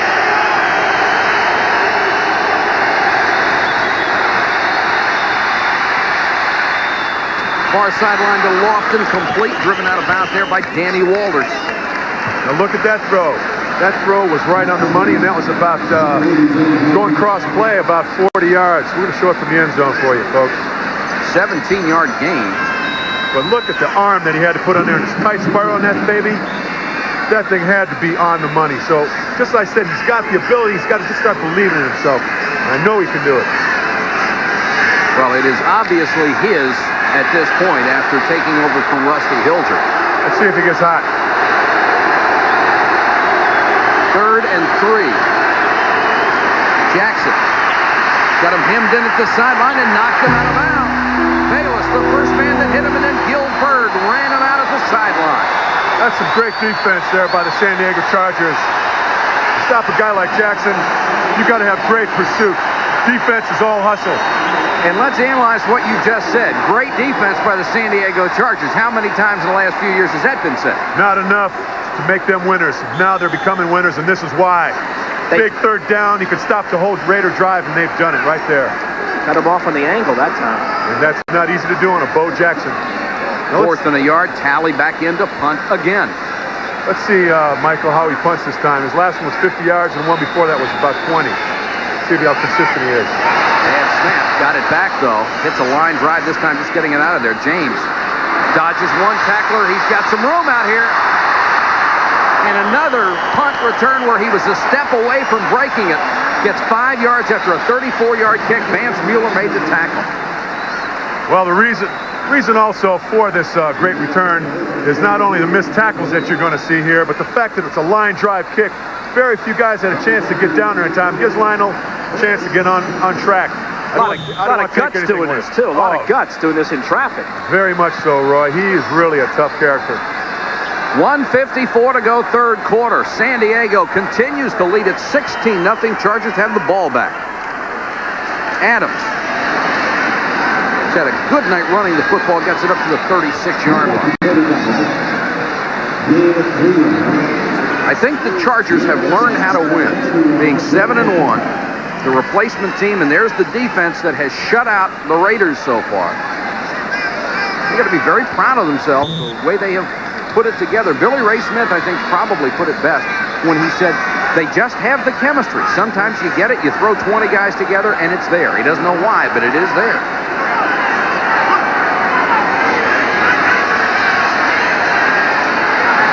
Fouts against the blitz, gets it to Winslow. Flag is down. Winslow at the 47-yard line. Jerry Robinson on the coverage there. Robinson and Winslow were tied up. We'll see who gets the call. Could be offensive, but I doubt it. Holding, defensive, number 57. That's who it was, Jerry Robinson. You'll see it, and it's at the start of the play for 57, Jerry Robinson. Right here. He's holding. Look at that. That's grabbing the shirt there, Twos. Oh, nobody's holding Howie Long right there in the same picture, though, is he? I mean, it goes both ways. You could call a penalty probably on every play in this game because there's 11 individual battles going on. And for women out there, if you want to enjoy this game, pick one person out and watch them. John, they have called a penalty on every play tonight. They have. 1:01 to go, third quarter. First down, Chargers. Tim Spencer across midfield. Another flag. As I told you, every point. Number 60, holding. I like Tim Spencer. He's built like an anvil. 6'1", 224. Great body. Holding, number 16. Offense. Dennis McKnight, and John Matuzak saw it right away. Well, McKnight doesn't like it. Well, I saw that right away because he jumped up and started running towards the referee saying, "Come on, buddy, give me a break. Let's play this football game. This is football. This isn't touch." They call McKnight Conan. I like that. Conan. They all have nicknames. Killer Kowalski, Conan on this team. Well, out of 15,000 college football playing seniors, only about 150 guys make the NFL every year. So you've got to be tough, and you've got to be a Conan, and you've got to be a Killer Kowalski if you want to make it in this league. San Diego's had a lot of penalties tonight. The Raiders have had twice as many as that. It's 1st and 20 now. Another blitz. Fouts unloads for Anderson. Almost caught it. Lionel Washington thought he had great possession, or position rather, and he just run out to play. Anderson went for the ball and almost got it. Anderson, a remarkable athlete. You're going to see here on the screen. Here he's going down. He makes something out of nothing, just about. Like I said, a Blinknikoff with speed. If he can't catch it, it's probably not catchable, although there, maybe he should have. That would have been the catch of the decade. Led all AFC running backs with catches last year, 80 catches. The only Pro Bowl player on this team, team's MVP. Washington nearly got burned on that one. 2nd and 20. And the Chargers offensive line has done a great job protecting Fouts. Little delay, they'll keep it up on the ground after about the 38. Matt Miller made the tackle along with Sean Jones and Rod Martin. The only reason you're getting a little booing now is because the Charger fans want to see a little more action. They miss the Air Coryell, but what they can't miss are the losing seasons. The Chargers are winners now, and they've got to like that. They've got to be happy with the success that they're having now. Through 3 quarters, they should be standing and cheering for these Chargers. They lead the Raiders 16-0. That may not have been the best game I ever saw, but it was certainly the most exciting game I ever saw, and that guy was unbelievable. Multi-talented. See if I can develop that in just a few moments. He's got other interests outside of football. 3rd and 17 as we start the 4th quarter. Fouts.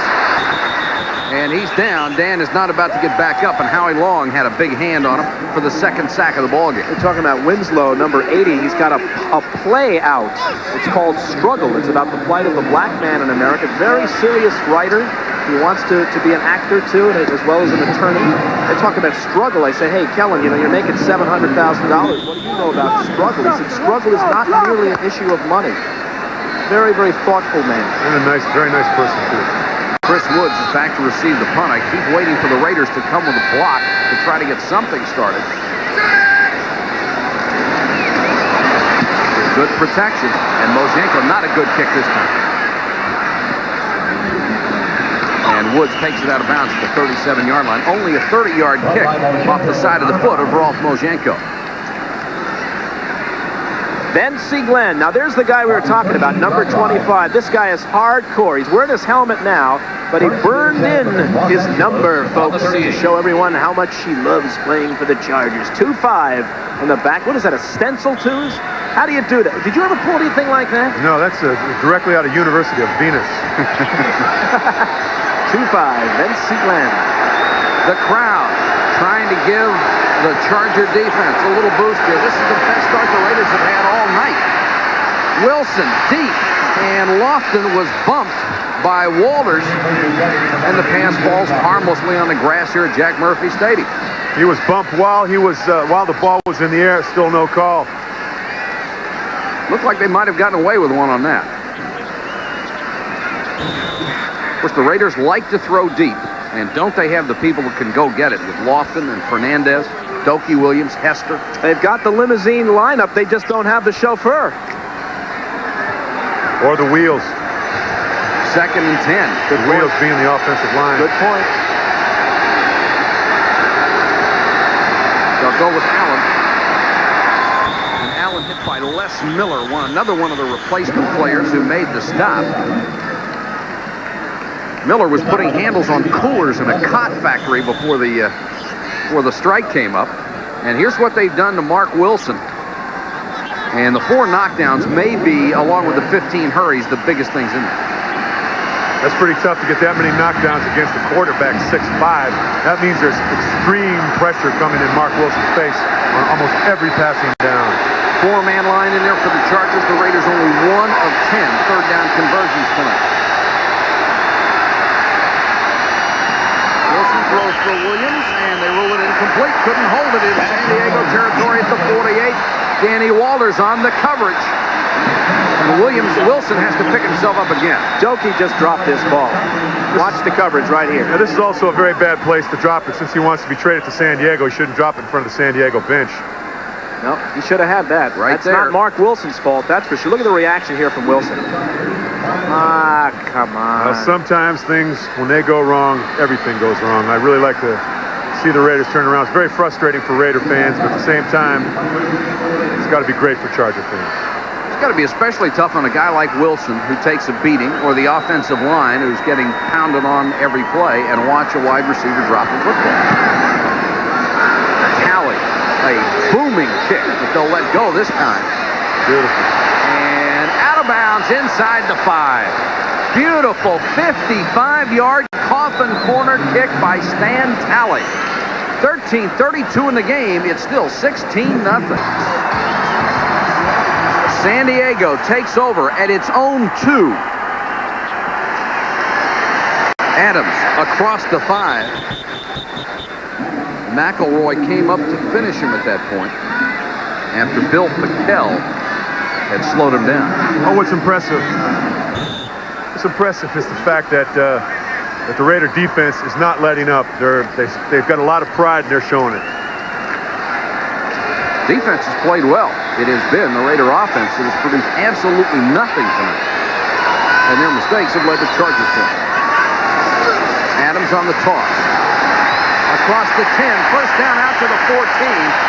And that's the kind of play that will not let the Raiders establish any momentum. This has got to make Al Saunders feel very, very happy. Guy always wears the tie. And, of course, his owner, Alex Spanos, a few years ago was worth $170 million. Now Forbes says Alex Spanos is worth $500 million. Interesting to note that Spanos, one of the largest apartment builders in the country, yet has no apartments here in San Diego. Some have claimed he's a carpetbagger who lives in Stockton. Adams again.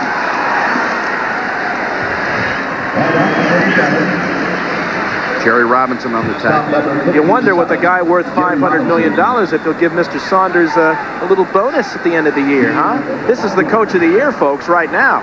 Al Saunders was talking to us the other day and was giving so much credit to his players and his assistants. A lot of the blame goes to the head coach, and a lot of the credit has to go to the head coach. And he is 10-6, working on 11-6 in just his first full year as the Chargers head coach. He's done a whale of a job. 2nd and 5, San Diego. Spencer back in there. And Spencer drives out near first down territory at the 25-yard line. They're picking on Howie Long a little bit because obviously Kowalski, if Kowalski's still in there, they're hooking him a little bit. And when you get around the outside, the defensive end, it makes him real tough. Here you see him getting hooked, just enough. He's really getting held, but it's enough of a crease for this guy Spencer to break through there. You can't get hooked if you're a defensive end. It's death. Van McElroy is the Raider player down, and he has had a busy night. Always one of the leading tacklers on the club. There's Michael Haynes, too, in the midst of that. And that brings up one point. He has really taken a lot of heat, Michael Haynes has this year, for being burned in coverage. Dick Steinberg, among other people, saying Haynes has lost a step and at 34 isn't the player he has been. Fact is, though, last week a bad break, a bad tip caused a touchdown pass. Hasn't really played that poorly, I don't think, Michael Haynes. I don't know if you do, too. Well, we'll get to that in a second. We'll show the injury right here. Here you got Van coming up really hard, catching him head on right there, and he goes right into the guys. What he does, he gets the back of his neck gets pushed back, and that helmet goes in the back of his back. What about Haynes, though? The issue of Michael. Well, whenever you're losing, people always got a reason to blame. That's one thing that's so nice about winning a world championship is people can't question your ability. 11:31 to go in the fourth quarter. McElroy fortunately going off under his own power. That's the first time all night, really, that San Diego has run the ball 4 straight times. And they are really working on this clock. The Raiders need 3 scores to win this game, down 16-0.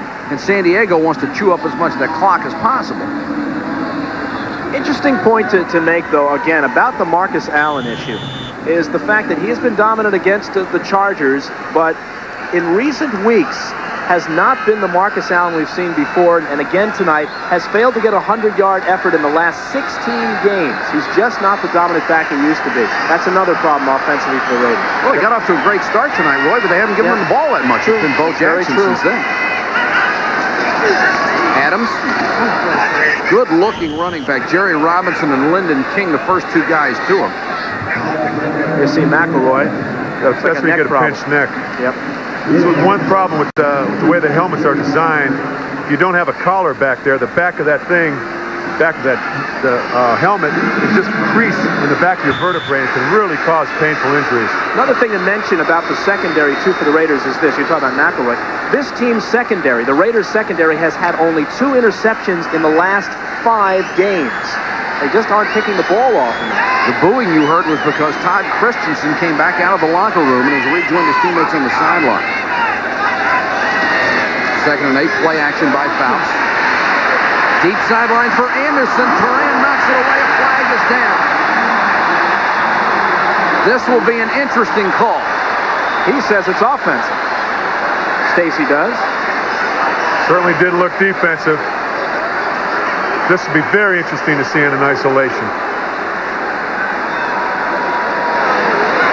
Defensive pass interference, number 30, first down. And Turan called for it. Show me. Show me. All right. Here it is, Gary Anderson. One hit. Balls up. Balls up. Oh, yeah. Oh, yeah. Yeah. That was a good call. Well, I don't know. He's entitled to go for the ball. He's entitled to some of that space. It's a 28-yard penalty, as it turns out. Raiders will keep it on the ground now in Raider territory down about the 42-yard line. Clock ticking away, 10 minutes, 11 seconds to go. Todd Christensen. They're working with a glove on the right hand, as we said before, a proud papa. Wednesday night, his wife, Kathy, gave birth to their 4th boy. There's Toby, Tori, Trevor John, and now Terran Joel. Here's a nice story, though. We were talking about what it meant. You know, he's a macho guy, Todd, loves to do the TV stuff. I said, what did it mean to watch your son be born in person? And he started to cry. That was last night in our interviews. It was a very nice moment, a very revealing moment, I thought, of Todd. Blitz coming, Fouts has time, and just threw a terrible pass that time. Picked up by Eddie Anderson. Back to the 40. Got a chance. Charger 40. And they'll drag him out of bounds at the 20-yard line. Tim Spencer saved the touchdown. And after a 56-yard interception return, the LA Raiders are back in business. Terrific effort on this return. He ran across field, made this play, and then look, this looks like a kickoff return. This is a beautiful return. Gets the ball here, he starts cutting against the grain, makes these offensive linemen work really hard for their money. Now he'll cut back again. See your defensive lineman looking for somebody to block. Everybody's trying to get something to happen. The Raiders have to make something happen. And if they score here with 9:24 left, we might have a football game. Boy, Spencer made a great effort to make the tackle, and you have to wonder where Dan Fouts was throwing that one. Anderson was the only guy within 20 yards. Yep. Well, the crowd woke up. And Mark Wilson, I think, motioned to the referee that he couldn't hear. He can't even hear us talking up here.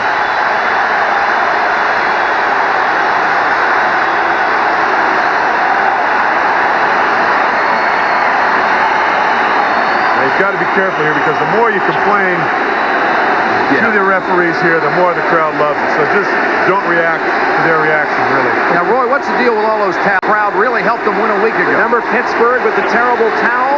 They brought it here to San Diego tonight. They gave away free towels to try to get the fans worked into this game.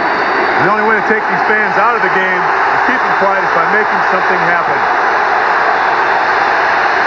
Might have to go on a quick count if they're going to go at all.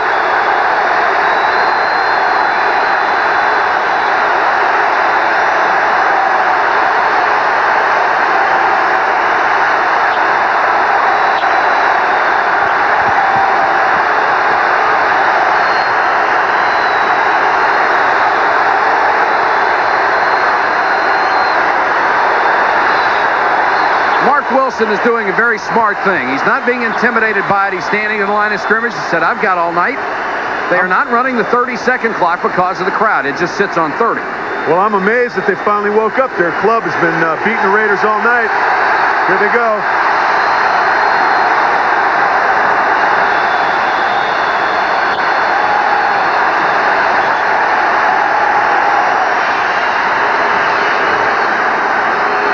And once again, they'll pull it back. I think you should go ahead and let them go wild a few times, but then let them play football, because that's what we all came here for to see. Wasn't very good English, Mom. Sorry about that. San Diego opponents have been inside the 20-yard line 8 times in the 4th quarter this year. They have gotten only 13 points out of those 8 trips. The Chargers have owned the 4th quarter this year. It has not been that way in years past. Well, let's see if the Raiders can get a snap off, if we can change that, if the Raiders can change that. They've got to have some kind of a score, down 16-0 with 9:24 left.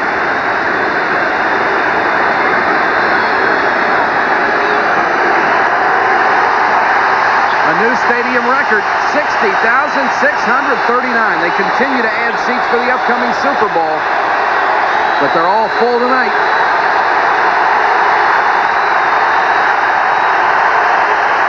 Bo Jackson got a good block from Allen and got to the 9-yard line. That will quiet the crowd down fast. Marcus Allen threw him a great lead block. He was a great blocker at SC, was Marcus. You don't really see it in this replay. Maybe just the tail end of it right there. Look at this effort, though. Great individual effort for Bo. He ran 8 yards before anyone even touched him. 1st and goal, Raiders.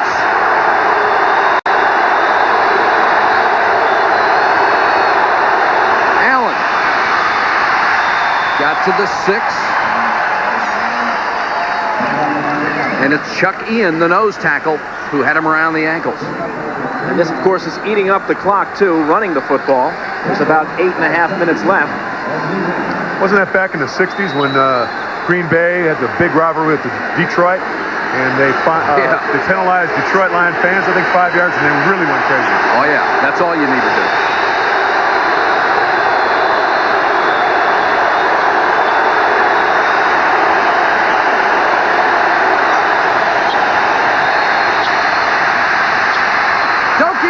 Touchdown.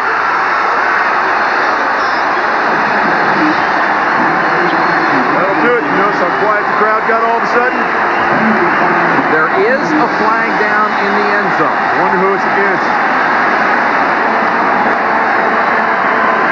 The Raiders ran a little bit of a pick play over there. It'll be interesting to see what the call is. Contact, number 34, defense, decline, score is good. That's Elvis Patterson. One more time with the replay here, Doki, and you'll see exactly where the penalty took place, I believe. Wilson just rifling it in. I guess you don't really see the play here. Well, that was on the picture there, right? Yeah, but Doki wide open. Chris Barr is on for the point after to cut the lead to 9. And does. So with 8:01 to go in the ball game, it's the Chargers 16. Now the Raiders 7.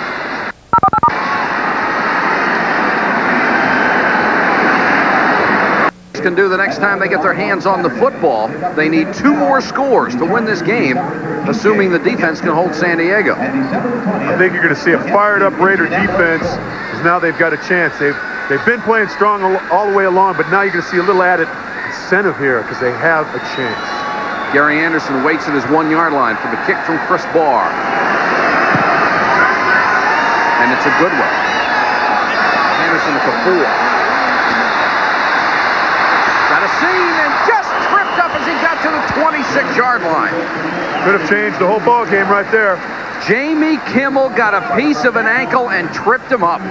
One more step, one more stride, could have broken it. This guy is something else. Look at that nice move there. He's playing his blockers perfect, getting away from people, just tripped up by Just from behind. Hey, incidentally, I mentioned before that Alex Spanos, the owner of the Chargers, owns no apartments here in San Diego. I've just been corrected. There is an apartment complex he owns in the Mission area. Mission San Carlos, I believe, so I stand corrected on that. Spencer, the lone remaining back. And Fouts to throw on first down.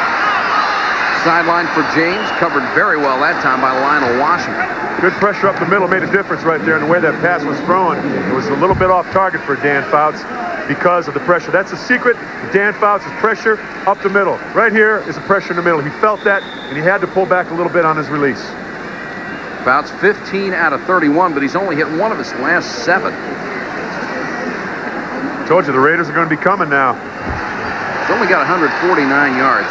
He has 300-plus games 49 times in his career. Adams, spun around, got up to about the 30-yard line. Flags are down. Face mask. Got to be a face mask.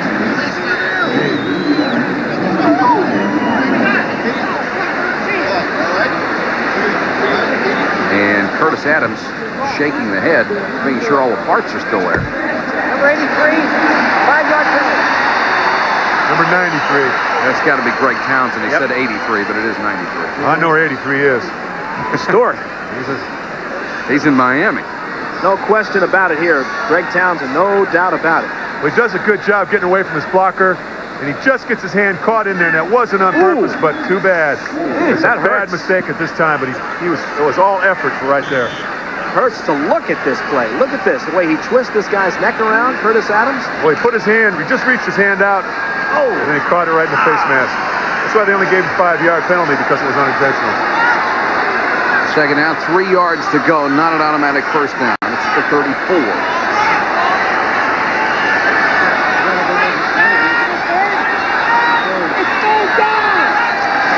Adams. Needed to get to the 40 or the 37 for a first down. Looks like he may be just shy of it. Howie Long in on the stop. I just can't get over how this organization has changed in the last year and a half. Alex Spanos bringing in Steve Ortmeyer, Al Saunders, organizational people running the personnel department, getting the players, turning the whole franchise around. Third and less than a yard down. Quite a night for Adams. 17 carries, 70 yards. Interesting, Alex Spanos really believes in the Al Davis principle, though, and running a football squad, running a football team from top to bottom, and recruited Steve Ortmeyer, a former Raider official here in San Diego. Anderson, the deep man in the eye behind Spencer.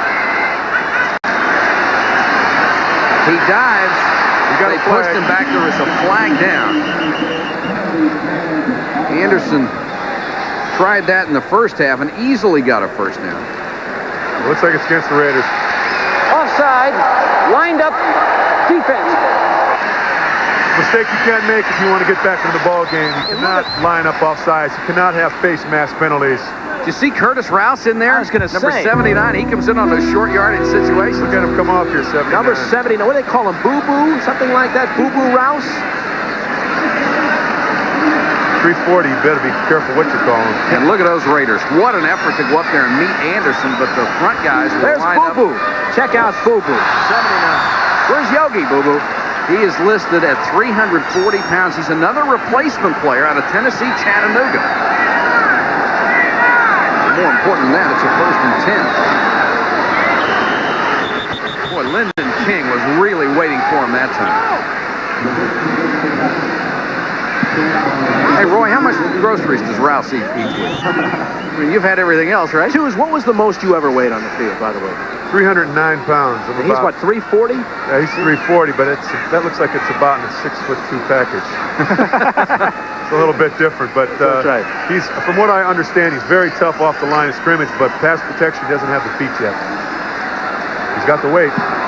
San Diego only has 240 yards in total offense, but they have another 164 yards in penalties. Fouts with a lot of time. Throws for Winslow. Flag is down. Robinson was all over him. He caught it anyway. Matt Millen better cool down. He's going to get himself a personal foul. He picked up the football a minute ago and moved it back an inch. He could have thrown a flag right there, and now he's kicking the flag around. You've got to be cool. Otherwise, you're going to lose it all. With about 5.5 minutes left. Looks Defensive like pass interference, number 57. Jerry Robinson. Robinson has done his best job tonight, just hanging on to Winslow, but that time he was draped all over him. And Curtis Adams has to be helped off the field. Oh, yeah. No question about Jerry that. was tripping at the same time. Now, we'll see Curtis Adams and where the injury came. This is on the Lyndon King play. Little push there. Looked like he just pulled up. Something snapped or Like he might have caught his heel in that loose turf. Maybe something pulled, a muscle pull of some sort. Maybe that's that attitude problem you're talking about. I don't think so. The way he's been playing tonight, he's very tough. Terrific. No doubt. 1st and 10 Chargers. 5:13 to go. Time becoming a real factor. Anderson. Still on his feet. Gets to the 49-yard line. Can't impress upon you enough how important it is for the Raiders to get the ball back. Now he's got 2nd down. The Raiders are going to have to make something happen if they want to win this football game. It has to be soon. It has to be now. They've lost 5 games in a row, which is almost unheard of. Last time they had to start this bad, Al Davis was coaching the team. 1964, I believe. You wonder about the security for Tom Flores. Does he feel any security at this point? 2nd and 8 Chargers. Spencer on the toss. Millen hit him first. Paquel came over to help out. And they'll stop him for no gain. Look at Matt Millen. 55. Whoa. That's very fired up. You got to love that in a linebacker. You just have to be able to control the emotions enough not to get a lot of personal fouls. Matt Millen a little fired up, but the fire might be out. You're going to see him come all the way from the left side of the screen, all the way to the bottom of your screen, and then stick this guy and hold him up there. You should have wrapped him up. He still stuck him really nice. You got to like that in a player. 3 minutes, 53 seconds to go. The Chargers, I think, could care less whether they get a first down here, although they'd love it. They're just working off another 30 seconds. And Fouts is back to throw. Almost intercepted, intended for Chandler, and Ron Fellows had a touchdown an inch away.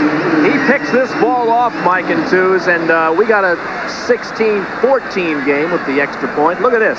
Talking about the game of inches again. Makes all the difference in the world. It was a real gamble on Dan Fouts' part. Actually, though, Chandler had the better chance of catching the ball than Fellows had of intercepting the ball, really, on the replay you saw. Well, Fellows did touch it. If the other guy would have caught it from the Chargers, he would have went all the way. That's the problem. He took the gamble and knocked it away, and it paid off. Moshenko to punt to Woods with 3:38 left in the game. Moshenko does a good job of just getting it out of it. Need a big return. They're not going to get one. And Woods had to signal for a fair catch at the 16-yard line. A 34-yard kick, no return, 3:29 to go. There are more important things in life, of course, than a football game. Mike Humiston, his regular salary as a deputy sheriff was $19,000. He's making about $40,000 for sticking a replacement player with the Chargers. His motivation is his 8-year-old son, Benny, who has muscular dystrophy. He says he wants to give his son something special in life with the extra money. We'll try to talk a little bit more about that as it develops. Mark Wilson from the 16. Dumps it off to Jackson. Very dangerous in the open field, and once again, Gil Bird combined on the tackle with Bensy Glenn to knock him down after a 19-yard gain. No huddle offense, clock running with 3:13 left. Saw a flash of Bo Jackson there. He really took off up that field.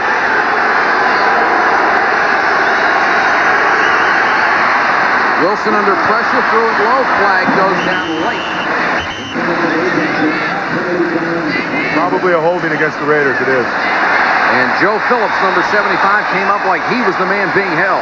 Try to develop that Humiston story. His son, Benny, has muscular dystrophy. And Twos, people don't realize this, that you had personally, there's Benny, you had personally an experience with a very serious disease. Your two brothers died of cystic fibrosis, and your sister is afflicted with it even now.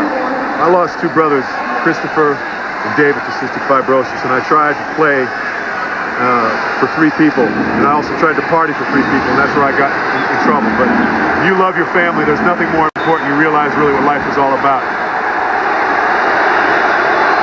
Penalty was for holding, so it's 1st and 20. Wilson being chased, unloads down the sideline, and Bensy Glenn and Elvis Patterson were the closest players to it. Good pass rush from Lee Williams.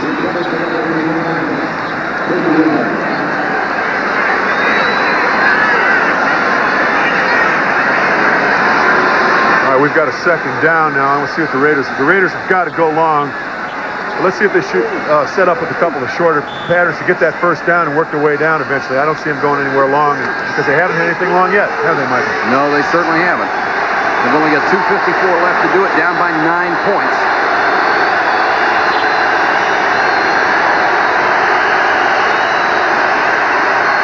Wilson under pressure, screen to Allen. And a great play. Billy Ray Smith cut behind the block and made the tackle and saved what could have been a big game. Probably the play of the game so far. Oh, yeah. And he's made the other ones, too. He certainly has. He's got that 1st interception. It makes a big difference if you love what you're doing. Call him the Karate Kid, Billy Ray. Took up karate for balance and strength in the offseason. He's even stronger than he was a year ago. It really makes a difference in your flexibility, too. 3rd and 20. Raiders running out of chances. Another flag is down. And Wilson has to get out of bounds, chased out of bounds by Chuck Ian. There are 2 flags down. Out of bounds on the 33-yard line. Penalty flag. Against the Raiders. Another hold. Wow. Well, the Chargers are coming now. They've got all stops out. They're unloading on. They know he's got to throw the ball. This is when it's really fun as a defensive player to get after somebody, especially a nemesis, such as the Oakland, L.A. Raiders. To finally get on top of them is a wonderful feeling down here in San Diego. You're so intense. Are loving it. Twos, you're so intense. I mean, this whole game is... I'm sorry. I love the game a great deal, and also, no matter who's playing out there, as long as they're giving it their best shot, it does excite me. Decline, 4th down. They turn down the penalty because it'll bring up a 4th and 20. Obviously, the Raiders have to go for it. Because that was declined, the Raiders have only been penalized 17 times for 181 is yards. that all? That's Just all. 17 times. A couple have been declined. Wow. And now the Raiders send in the punting team. And you'll have to explain this to me. 2:06 to go in the game, down by 2 scores. How can you punt? Maybe they figure they won't make a penalty. They've got something up their sleeve. I don't think It better be more than their arm. I guarantee it. And San Diego is not necessarily buying it. They have 10 players within 10 yards of the ball. Stan Telly's been good on every other punt. Let's see how he is in this one. His last one was good. Well, they do kick it. James, fair catch. Not much of a signal, but enough, and he makes it at the 26-yard line. A 44-yard kick, no return. We've reached the 2-minute mark in the 4th quarter. It's 16-7. Umbrella. The Goodyear Blimp, Goodyear Blimp, excuse me. The Blump? The Blump. That's a large blimp over the stadium here in San Diego. Nick Nicolari, the pilot. They've got an excellent group up there in the Goodyear Blimp. While we got a minute here, I'd like to thank them for the time they gave my sister Karen and my niece Simone a ride in that thing. That's a beautiful little ride up there. Here we go, back to the action. Chargers only concerned about the clock. 2 minutes to go, they're up by 9. They'll keep it on the ground to Adams. Adams up to about the 30. Raiders going to the football. Why do you think they punted the football? I mean, they only had 2 minutes left. 3 timeouts remaining. The only thing I can think of is that they're going to use all their 3 timeouts to get a little bit better field position, but still, I'm sorry, does not make any sense to me. Well, they have not called one yet. We're down to 1:36. They need the ball twice, and only 3 timeouts would give it to you once. Yep. Adams has gained 71 yards on 19 carries. Been a big factor in this. Millen has him as he gets out to the 34-yard line. The other factor has been penalties. The Raiders deluged with them, and they've made the only 2 turnovers in the ballgame. Those 2 mistakes, and now they call a timeout with 1:13 left. Well, in all fairness to Tom Flores, I believe that call could have been made up in the booth, too. All right, one of the all-time best NFL players, an all-pro 10 times. That's Willie Brown, the cornerback coach. Everybody says he's a skilled, experienced coach who's paid his dues. But because he supposedly hasn't been a head coach on any level, he is consistently passed over. And that is in contrast to a guy standing across from him on the other side of the field, Al Saunders, who had never been a head coach either, but got his chance anyway when Spanos canned Coryell. They say race isn't a factor. It makes you wonder. There are a lot of capable black assistant coaches in the National Football League. People like Johnny Rowland and Tony Dungy and Jimmy Ray and Dennis Green. People that have to have the opportunity to be a head coach someday, somewhere. I think the NFL's record on hiring black head coaches is abysmal. I think America is waking up to that fact, and that what's right will be done. Right now, I think the only reason that it's been the other way is because Saunders has done a real good job. And Willie Brown, Art Shells, and the Tony Dungy's will get their chance. I hope they do because they deserve it. Adams has had 20 carries tonight, only 35 for the rest of the season. And here's 21. Trying for the first down stick. He's very close to it at the 37-yard line.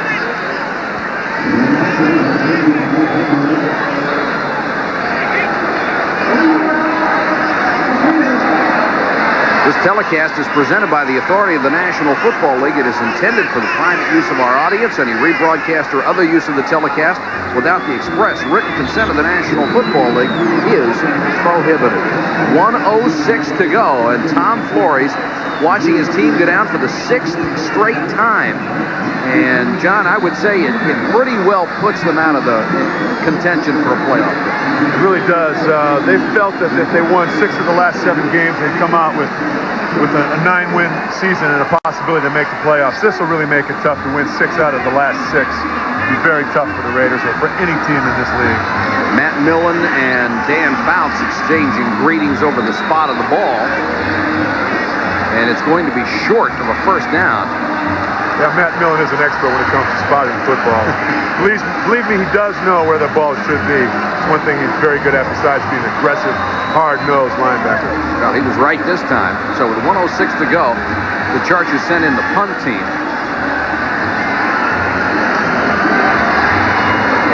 Mojenko's concern is just to get it off. Mojenko, M-O-J-S-I-E-J-E-N-K-O. That name, by the way, scores 800 points in a Scrabble game. You know that. You get it on a triple word, you better believe it. Mojenko.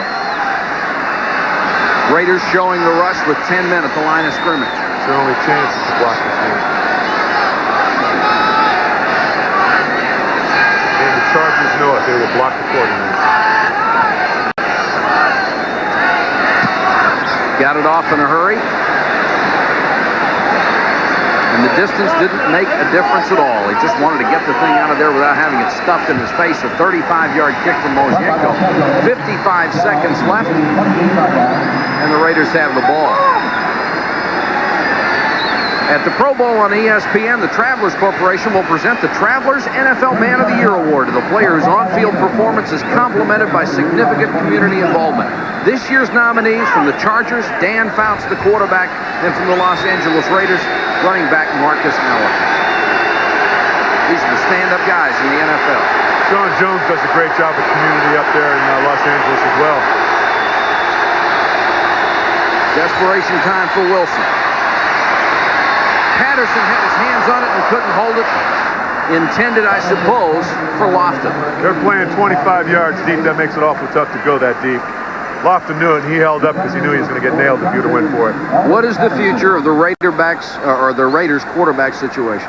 I think at this point you just stay with Wilson the rest of the year and see what you can figure out, because the season's lost as far as I'm concerned. Well, I don't think there's any reason in the world to activate Jim Plunkett. For what? What's the point? That's correct. That's probably why he has not been activated.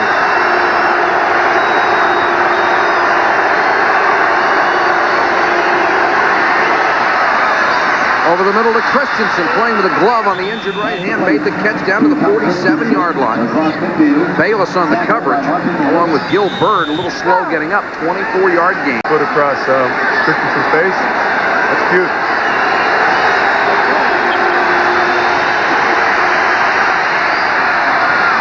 Wilson overthrows this time. Closest man to it, Charles Rome. One thing that's got to upset Tom Flores as much as the lack of offensive performance is all the penalties. You can't make that many mistakes no matter how good you are. That's correct, and that's why you can end up in this kind of position in the AFC Western Division. And here are the updated standings, including this game. San Diego with a 2-game lead over Seattle. Denver plays on Monday night. So the Chargers with an 8-game win streak and just a tremendous performance this year. The Raiders go down to their 6th straight loss. Chargers could be in their own Super Bowl. You never know. And Dan Fouts would just love it. Wilson airs this one out. He's got Lofton. Touchdown. Holy cow. Saw that one coming. How do you like this? You cannot relax. And how do you let Lofton get behind you when you know they've got to throw the ball deep? Here it is. Well, you're going to see one onside kick. Charlie Romes. Charlie Romes on the coverage here, just burned by a mile. Where was this earlier in the game? Well, a mile in this case was about 4 inches. Great throw by Mark Wilson. Really was. And with 16 seconds left, it's going to be a 2-point ball game with Barr's conversion. 16-14, and now you know you will see the onside kick. And the Charger fans who had been leaving the stadium, you can see them. They're coming back out of the exit saying, what? Yeah, right. The Raiders have done it before, although it looks highly unlikely right now. The percentage of recovering an onside kick and then converting to a touchdown is pretty tough. Pretty high percentage to do that. There's Charles Romes, who was burned. He's the new toast. Made the great play in the first half to save what could have been a potential touchdown. And you have to wonder, it appeared they were in man-to-man coverage. Why is he man-to-man on Lofton? I guess they didn't want to go with that prevent. I don't know why. Where was the zone? I don't understand why man coverage in a situation, unless there was a cross-up. Well, that one was a non-prevent. Yeah. Prevent victory coverage. 16 seconds left. How many times have the Raiders broken the Chargers' hearts? And how many times, John Matuzak, were you part of it? Not enough. I'll tell you, the one time that it was really big was when the Raiders won here when the Chargers had one of their greatest teams. It was January 11th, 1980, when the Raiders went on that championship with 34-28 victory. That was something else to go on and beat Philadelphia very badly in the Super Bowl. SportsCenter follows our telecast, and remember, next week we'll be in Dallas for the Dolphins and the Cowboys. All so close. And a flag goes down as the ball goes out of bounds. We'll check the penalty. If he touched it, it's Charger ball right there. Or you're not, we'll see.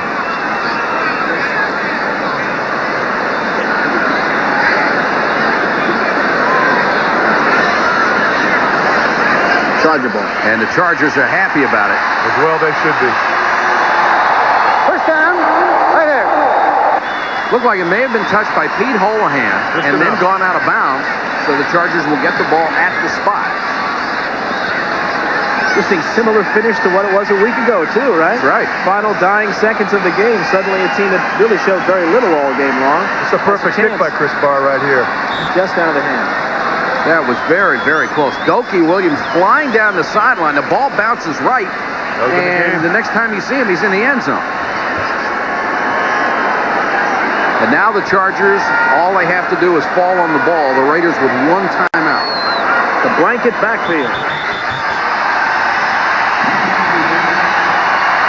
Brian Holloway looking on. Scoreboard says one timeout. It is either wrong or the Raiders are not going to use it. And Al Saunders has won his 8th straight game with the Chargers and gets a handshake from Matt Miller. Our thanks to John Matuzak for being our guest analyst this week. Be sure to join us next week as we've got Roger Staubach, one of the greatest who ever played the game as the Dallas quarterback when Miami goes to Big D. Our final score again tonight, the San Diego Chargers 16, the LA Raiders 14. For Roy Firestone and John Matuzak, this is Mike Patrick saying so long from Jack Murphy Stadium. Now let's join our ESPN Sports Center.